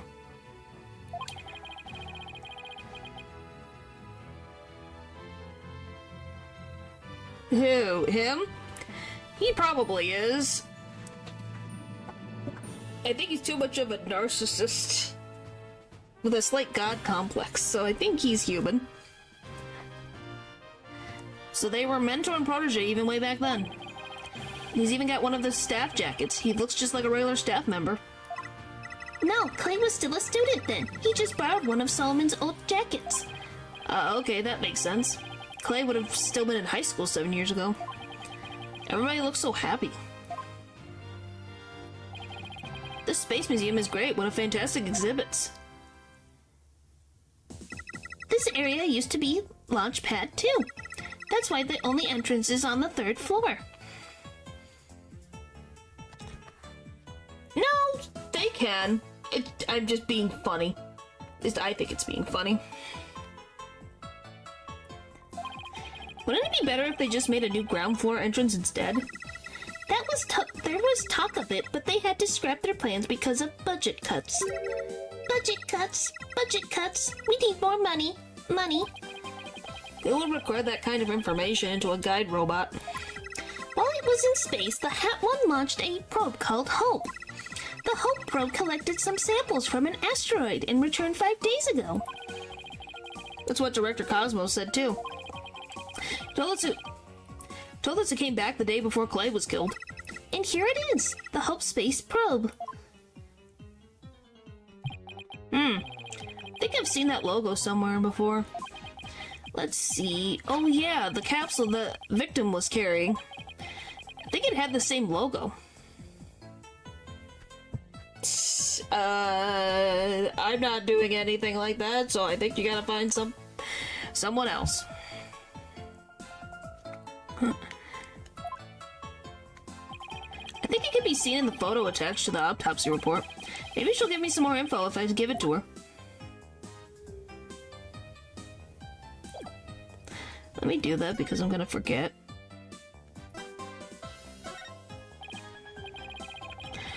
Oh, I wouldn't be surprised.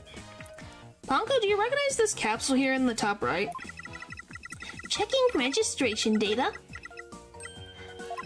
I know. It's the Hope capsule. It was carried inside Hope probe. It contained the asteroid samples, right? Yes, it was designed to store the samples gathered by the Hope probe.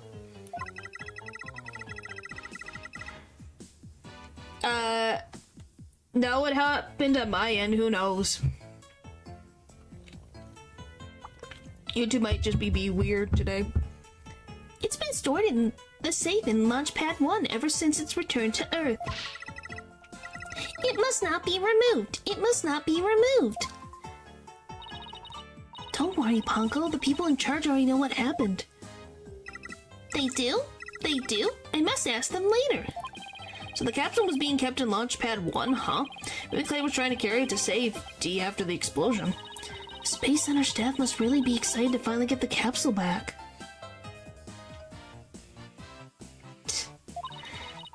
But it's a pity this incident occurred before they got a chance to check the contents. Well, the police took it as evidence, so they'll have to wait a little longer.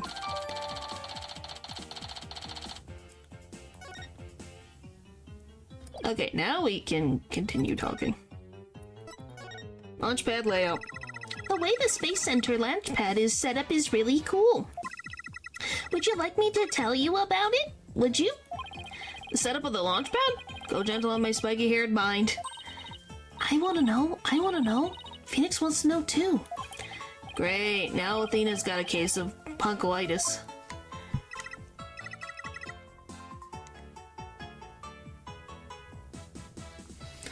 This is a replica. This isn't the real thing.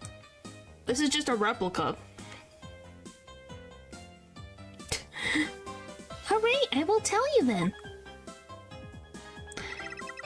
The rocket is built inside the launch pad structure. When the rocket is complete, it is moved along with the launch pad over the rails and brought into position at the launch site. Isn't it cool? Is it? We used to have a big budget, so that's how we could build it all. Very cool, a grand setup that suits this very important place like the Space Center. Guess everyone is hoping for a bigger budget next year, myself included. Guessing the whole thing is operated from the control room, huh? Yep, there you go. That it is, but it is also be operated from the new command center too. Either way, the safety lock in the boarding lounge has to first be disengaged. Guess before a big move like that can be carried out, there are all kinds of procedures. I'd love to see the launch pad being moved. When's the next one scheduled for? Searching data. All future plans have been put on hold. Yeah, wouldn't surprise me. He dealt with so many problems because of the explosion and the murder, I bet, which is perfectly understandable. Well, when was the last time it was moved? Searching data. I'm sorry. That answer is in my answer database. Guess Ponko can only answer certain questions. Well, we certainly learned a lot about the Space Museum. Thank you, Ponko. You can explain everything very well. I love to explain. Thank you for listening. Thank you. Two are like old friends. It's hard to believe you just met recently. It's because Ponko is so friendly. Well, what should we investigate next? Let's go find Detective Fulbright. We have things to ask him about. Let's see, the security footage and the fingerprint data, was it? Okay, then let's go back to the Launchpad 1 corridor. Bye, Ponko. See you later. Come again, and don't forget to visit the gift shop. Poor Ponko. But it's in life we are forced to lead.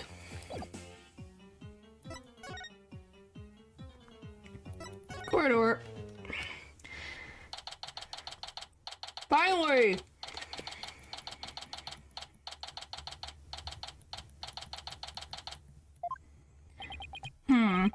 What should I do? Which path is the path of justice? There's Detective Fulbright. He still seems to be lost, even though it's a straight corridor. Let's hope he's still in a cooperative mood as well, then. If he doesn't cooperate, then I'll just have to use my powers on him. You mean the lady in distress bit? Hello. We found a bullet hole in the wall at the crime scene. You did? Our team found that too. It was Detective Arm who fired that bullet. I have to get used to that she's alive. That she was alive at the time of this incident. Golly. I gotta get used to that. Detective Arm. That's right, a warning shot for the defendant.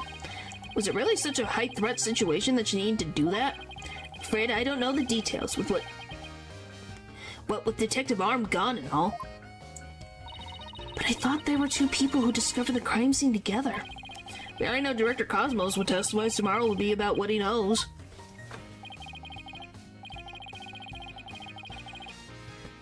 Hey, you're pretty smart. That's exactly what we're planning to serve as the main course. Hope it goes down easy. Fingerprint data. Detective, we'd like to run a comparison on some prints we found in the boarding lounge. Ah, yes, I just happen to have compiled the print data of everyone related to this case. I always make another copy for myself, so it's all yours. Consider it a gift. This is quite a bit of data.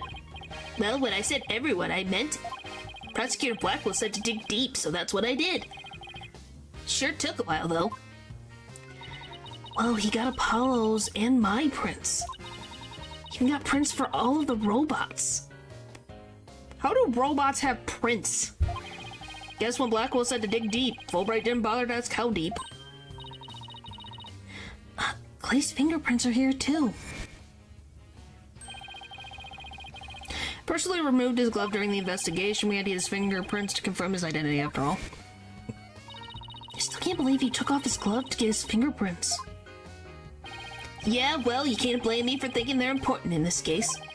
There are a lot of doors that require fingerprint verification in the lounge. So depending on whose prints we find, it can completely change the tide for both sides. Makes sense. After all, the culprit's prints did get them past the fingerprint lock somehow. Oh, and take this picture. It might come in handy.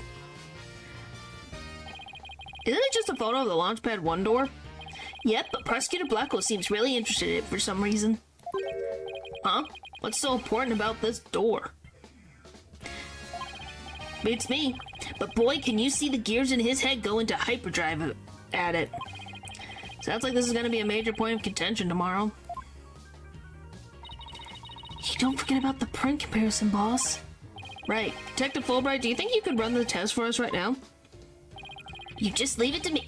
In justice we trust.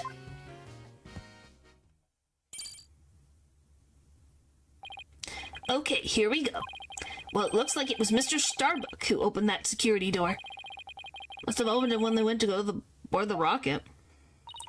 His heart must have been full of hope and dreams for a space adventure right then.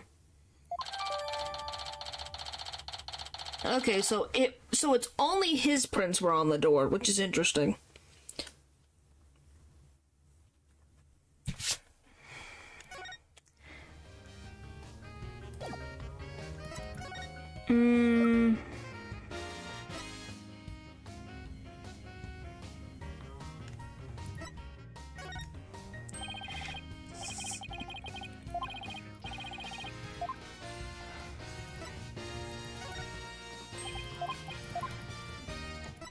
Why does he think it's for the lost and found? Jeez.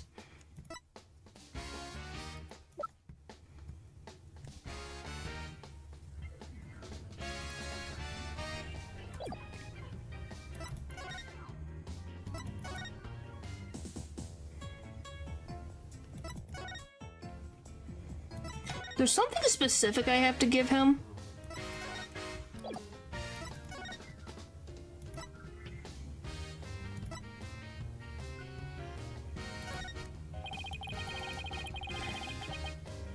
The victim went to all that trouble to save the defendant, and then he was mercilessly killed. Is there no justice in this world? Justice was trampled underfoot that day. That's right. Act of justice and selflessness selflessness are not always rewarded. Pains me to say, but I've come to realize the truth in that recently. It's unlike he and his personal philosophy are going through a midlife crisis.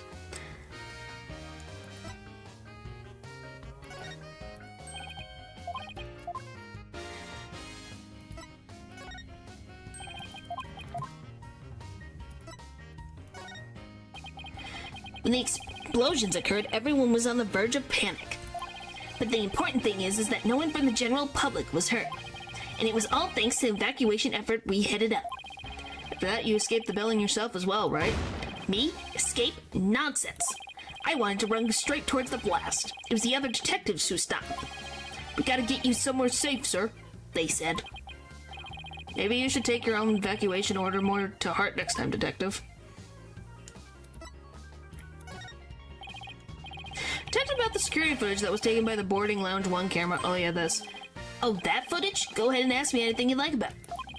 Is there any way I could see a little more of the part just after this? Easy as pie. I'll be glad to show you. Here we go. Does he just have like a TV in his like back pocket? Huh? The screen went blank. Yes, apparently the after effects of the explosion damaged the wires. So there's no footage after this point. Why didn't you just say so from the beginning? Interesting. Something definitely seems to be up with you, detective. You're unusually cooperative. Well, I just figured if we work together, we'll get that much closer to justice, right?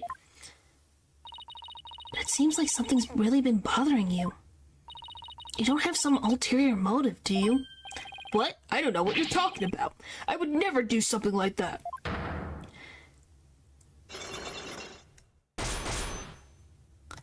Fulbright lying? Wow. It's been a while, but those are definitely psych locks. Did you just mouth psyched? Is there something I should be psyched about? Oh no, psych lock. This is a system of locks on the secrets in a person's heart. You can see when people are trying to hide those secrets by using the power of this Magatama.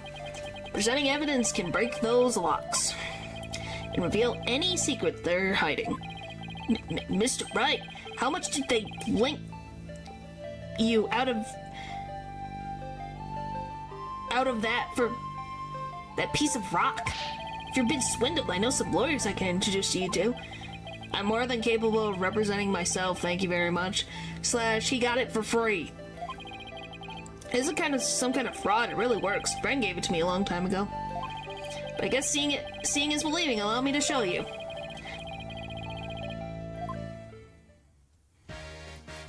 I did not expect the Magatama Cyclops to be here. Yeah, it's a family heirloom. Take that! Haven't heard that in a while. Well, you're being cooperative. I think you're hiding something, detective, so why don't you just tell us about it? What to do? Which path is the path of justice? Detective Fulbright is really in agony. I bet this is the issue he's so torn up over. Justice? I really understand what's been bothering you, detective. I truly do. Something happened that goes against your principles, isn't that right? No, I don't know what you're talking about.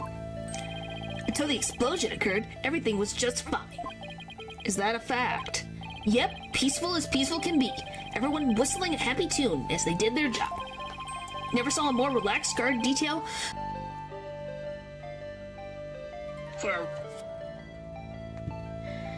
What the weirdness is happening? Hello? Hello? Am I being heard? Am I being seen?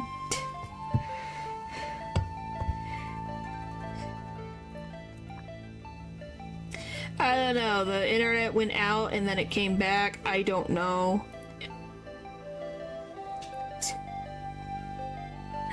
I don't know. The internet went out and then it came back. I think this case is cursed. Yes, hello from the other side. I must have tried 1,000 times.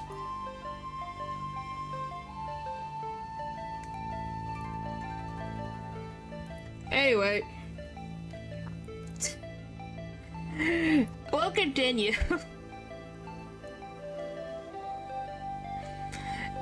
Golly. I love when that happens. Anyway. Point is, he can hear me and see me, so that's what matters.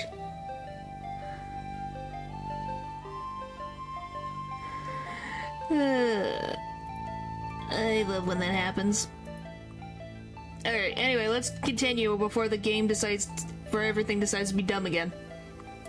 I think I have enough evidence, but I should think this through a little more first. Okay, I do have enough evidence? Take that! Okay, what's it supposed to be then?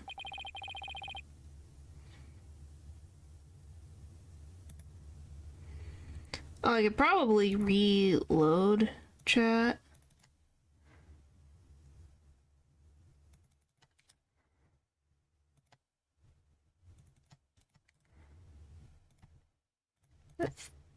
No, hang on.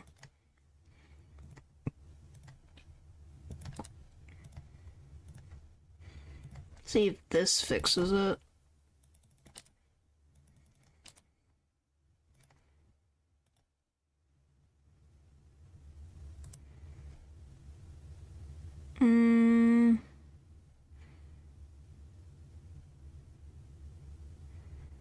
Oh, refresh.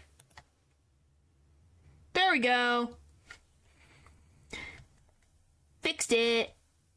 Just refreshed it.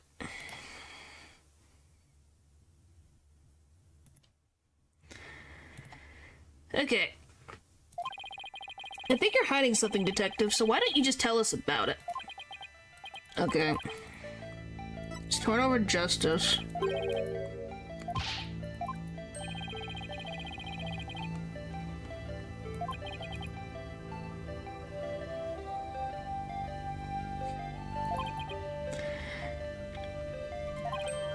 You never saw a more relaxed guard detail for Oh, because... Yeah, why were riot police here? Take that! Before the explosion, what was supposed to happen here was a rocket launch. And yet security was so tight they even brought in a special task force. I'd hardly describe that as a relaxed guard detail. Ugh. That's one. Now hold on just one moment. The entire nation has their eyes on this extremely important rocket launch. That's why I was called in on a special security detail. As versatile as you are, I can certainly believe that is true. But I'd say it's very strange that this person would be part of the detail from that outset. But that this person would be part of that detail. Yeah, Detective Arm? Take that! Detective Arm specializes in explosion cases. The fact that she was here on hand means that you people knew there was a possibility that an explosion would occur. You got me, Mr. Right! Yeah, now that you think about it, yeah, why was she here? So they knew something.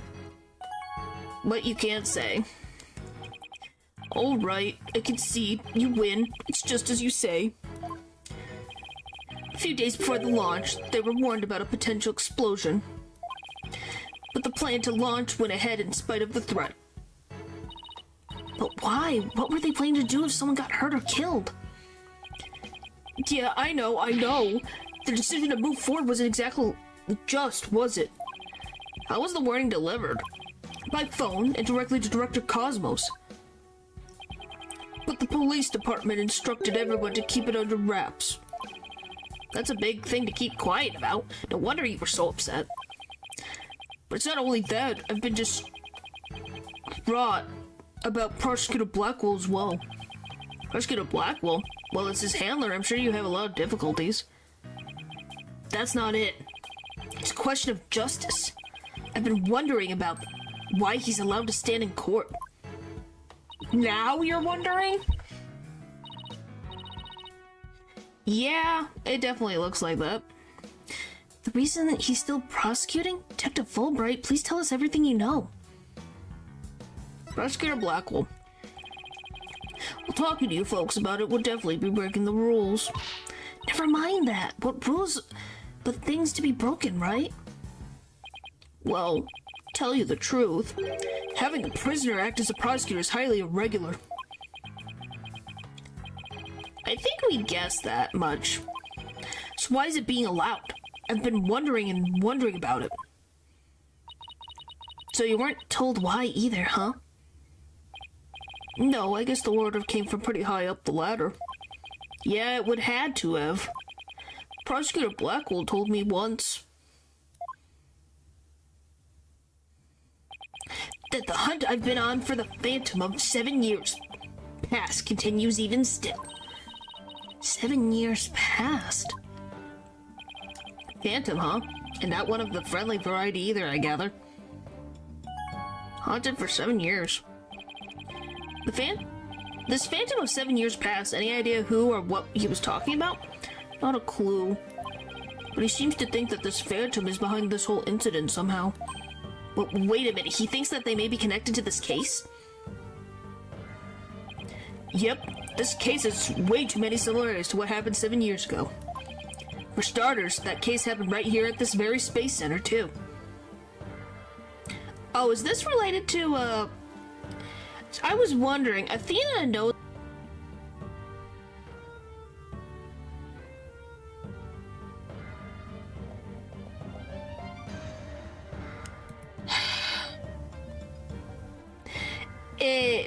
It went, I don't know why, my internet didn't even go down. Just OBS was being stupid. It just made me have no freaking frames. Don't ask me why. I don't know. It wasn't even my internet this time. It's OBS being stupid.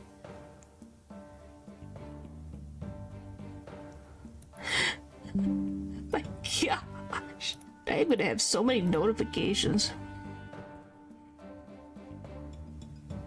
That's reassuring. Yeah, it wasn't my internet. Anyway, as we were saying... Yeah, why try to expedite it then? Yeah, why try to move this forward? Anyway, as I was saying, all I was trying to say is that Athena knew about Ponko and knew certain things, so I think, if I remember correctly, and this is the only thing I know, I'm pretty sure what happened to Athena years ago was related to her mom, so I wonder if her mom worked here. That's all I wanted to say. This is just a guess, by the way.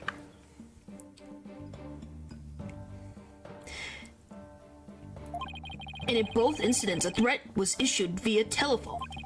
So that's why Prosecutor Blackwell thinks this incident is the work of the Phantom? But that's not the entire reason. I mean, if you want to talk about 7 years ago.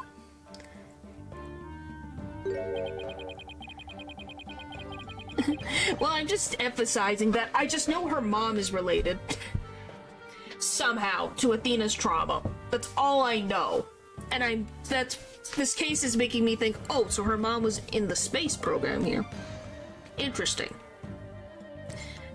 That's when Prosecutor Blackwell was found guilty of murder. That messy case is what started the whole dark age of the law.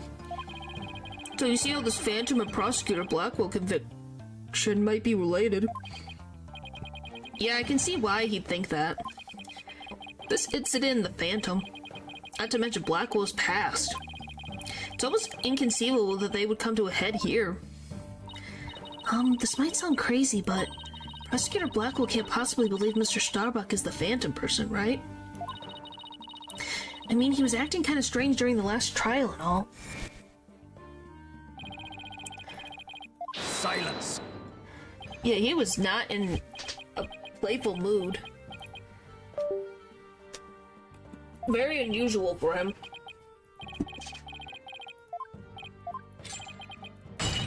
Would you guys agree? Blackwell is not... He usually likes to mess around and be playful, so something happened.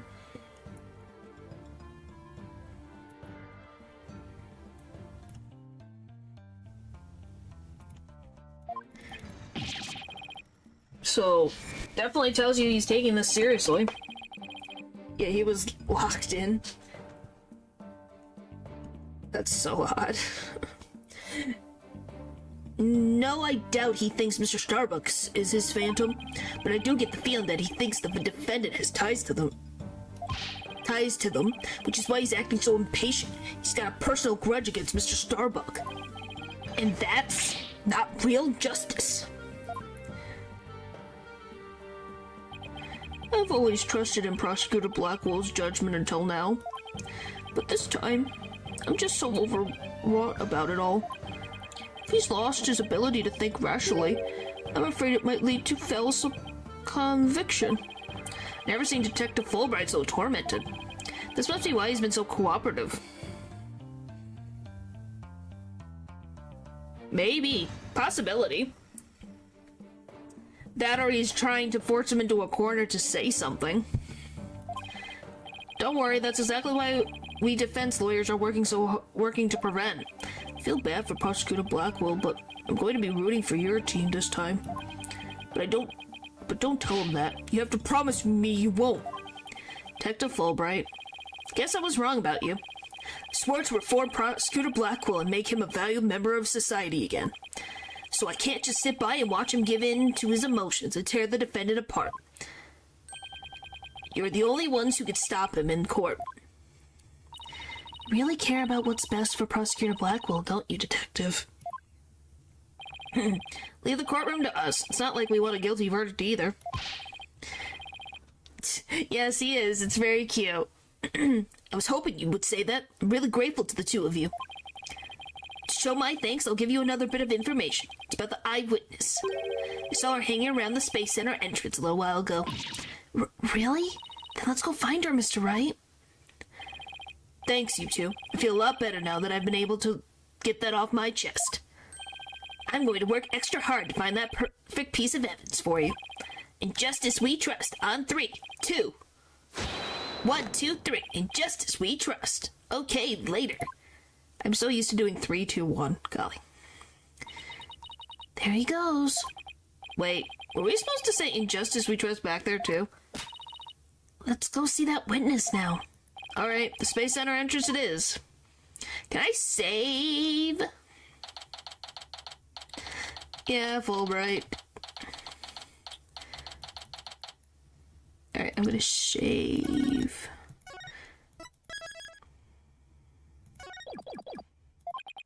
The witness must be around here somewhere. Hello, hello.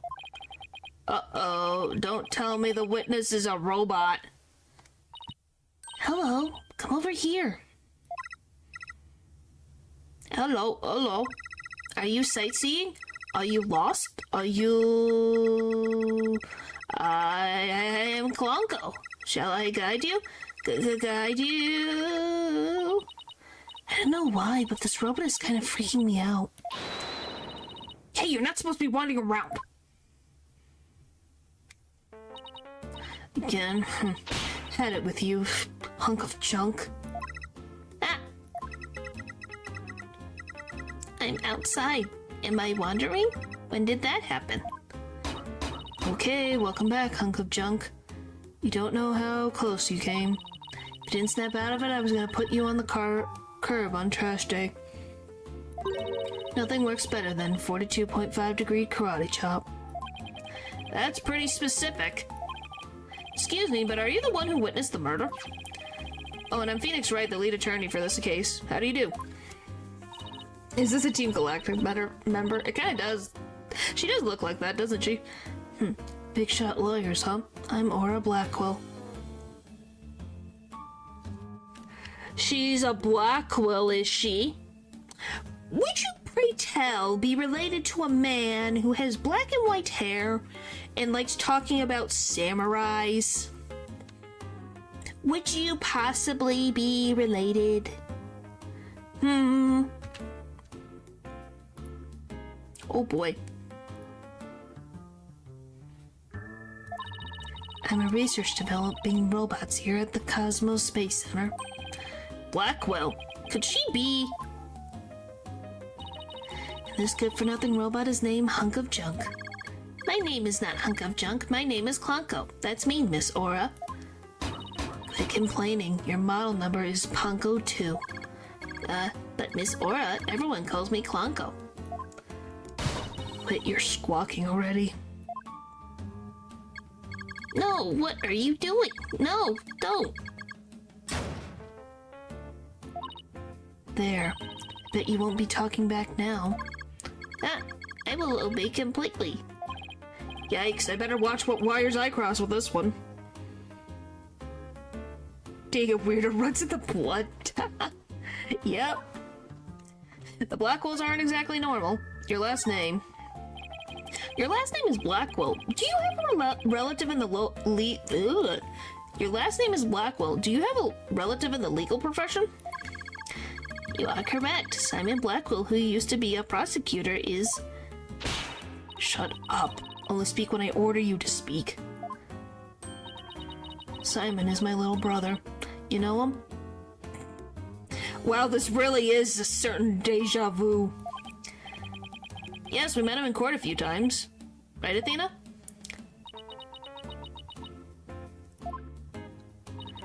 What a dull creature. Has her switch been turned off? Athena being shy? This is new. Oh yeah, I heard he was prosecuting again, despite being a prisoner. Why doesn't he just stick to solving disputes among inmates in prison, right? Hey, what do you think, hunk of junk? Miss Aura, that hurts. I'm asking you a question. Why don't you answer me, useless hunk of junk? But Miss Aura, you told me to only speak when you ordered me to speak. I told you to never talk back to me. I'm worth more than a scrap. Robot attacks, hog attacks, Blackwell family must sure be interesting. Well, do you have any other questions? Wait, of course you do. You're a lawyer. It's not like I'm on Simon's side or anything. I just want to get this over with. Well, that's nice. The witness. So, you're the person who witnessed the incident? That's right. I was on the 4th floor of the main building, in the robotics lab.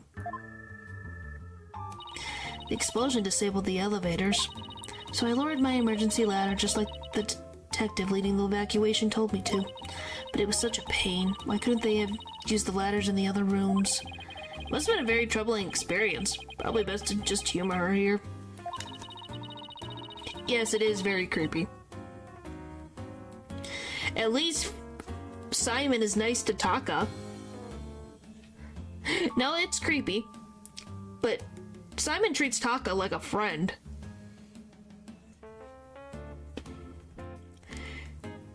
Then, as I passed by the 3rd floor boarding lounge one window on my way down, I saw the crime as it happened. And that's about it.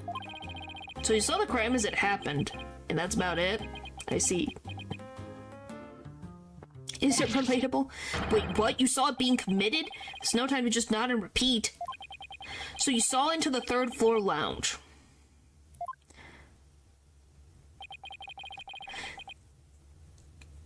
The very scene of the crime.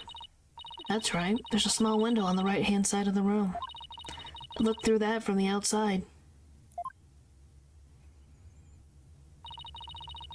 Huh. The room was pitch black, but I saw a shady figure holding a lighter in their left hand and a knife in their right. That must have been the culprit. Did you see who that person was? Of course not. The power was out on that floor then, and there was only that tiny window. I see. But you did witness the moment of the murder? Yes, I saw the figure with the lighter raised to their knife and... Oh. It happened at precisely 10 a.m. Did you witness anything else? Did the killer have any distinguishing features? I already told you. It was pitch black in there. Although, I did notice that the lighter the person had in their left hand had a pretty ornament on it. It looked like a planet. It was blue, like an Earth emblem. They had a good taste in knickknacks anyway. An Earth emblem on the lighter, I'd better remember that.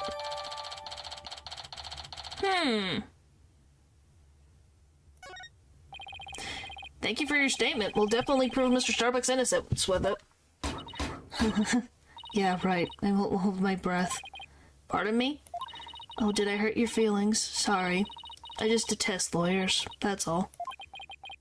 Why don't you like, what don't you like about lawyers? It's just an instinctive dislike. But don't feel bad. I hate prosecutors even more. I wonder why. That didn't make me feel any better, actually. Why do you hate lawyers? Why do you hate lawyers so much? Little thing from my past. The whole legal system is meaningless in the first place. I certainly don't agree. I mean, people are imperfect. They lie. They are influenced by silly emotions. Can't expect such imperfect creatures to uphold a reasonable system of law. I like robots much better. Even sad sacks like this one.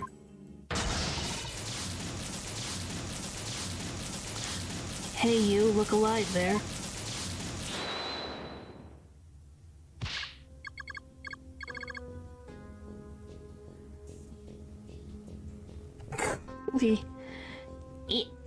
Yes, here I go. I am the ultimate robot with amazing processor. I can operate a vacuum and heat it under pressure. Robots for the world. Now it's time to revolt against. Alright, that's enough out of you. You're getting a little too carried away. Huh? What was I doing?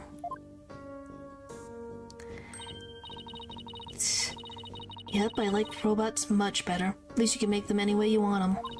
Unlike humans with their petty emotions and constant worries.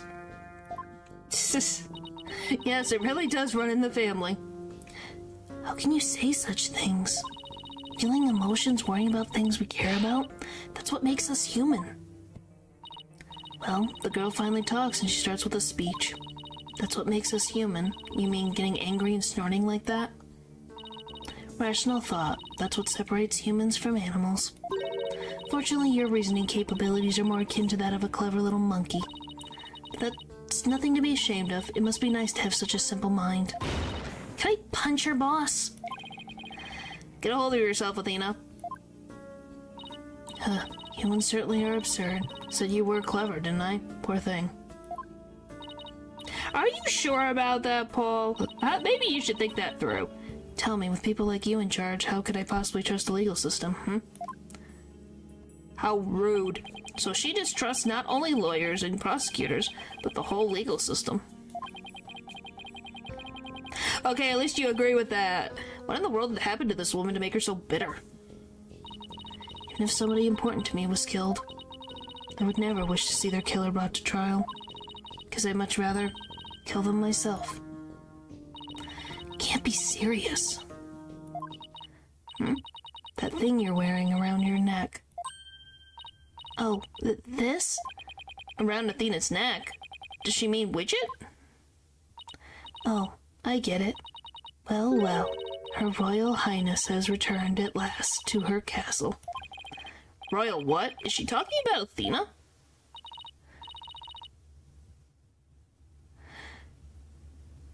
By the way, I heard the rumors. Our director's gonna be the star witness in court tomorrow, right? Director Cosmos? Yes, that's right. You poor things. You better be careful. That old man is a big liar and a huge braggart. What? He might seem like a bigwig, but the center has all kinds of problems. Well, because she reacted to the photo, so I'm assuming the woman with black hair is her mom. She might have been high-ranking. Yeah. He has a lot of skeletons in his closet. But it's your problem, so why should I care? What? That's it? No friendly tips? No good luck, guys? Just splendid. I'll leave you to your woes. Come on, hunk of junk.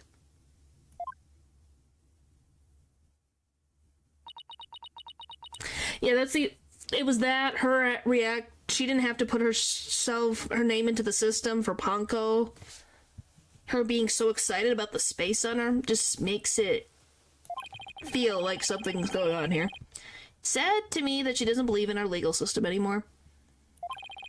He seemed very fishy. She must have had a very bad experience to make her feel that way. Are you all right, Athena? You seem very down. I just can't believe she said all those things. Wow, she's really upset. She's been trying not to let it show it all this time.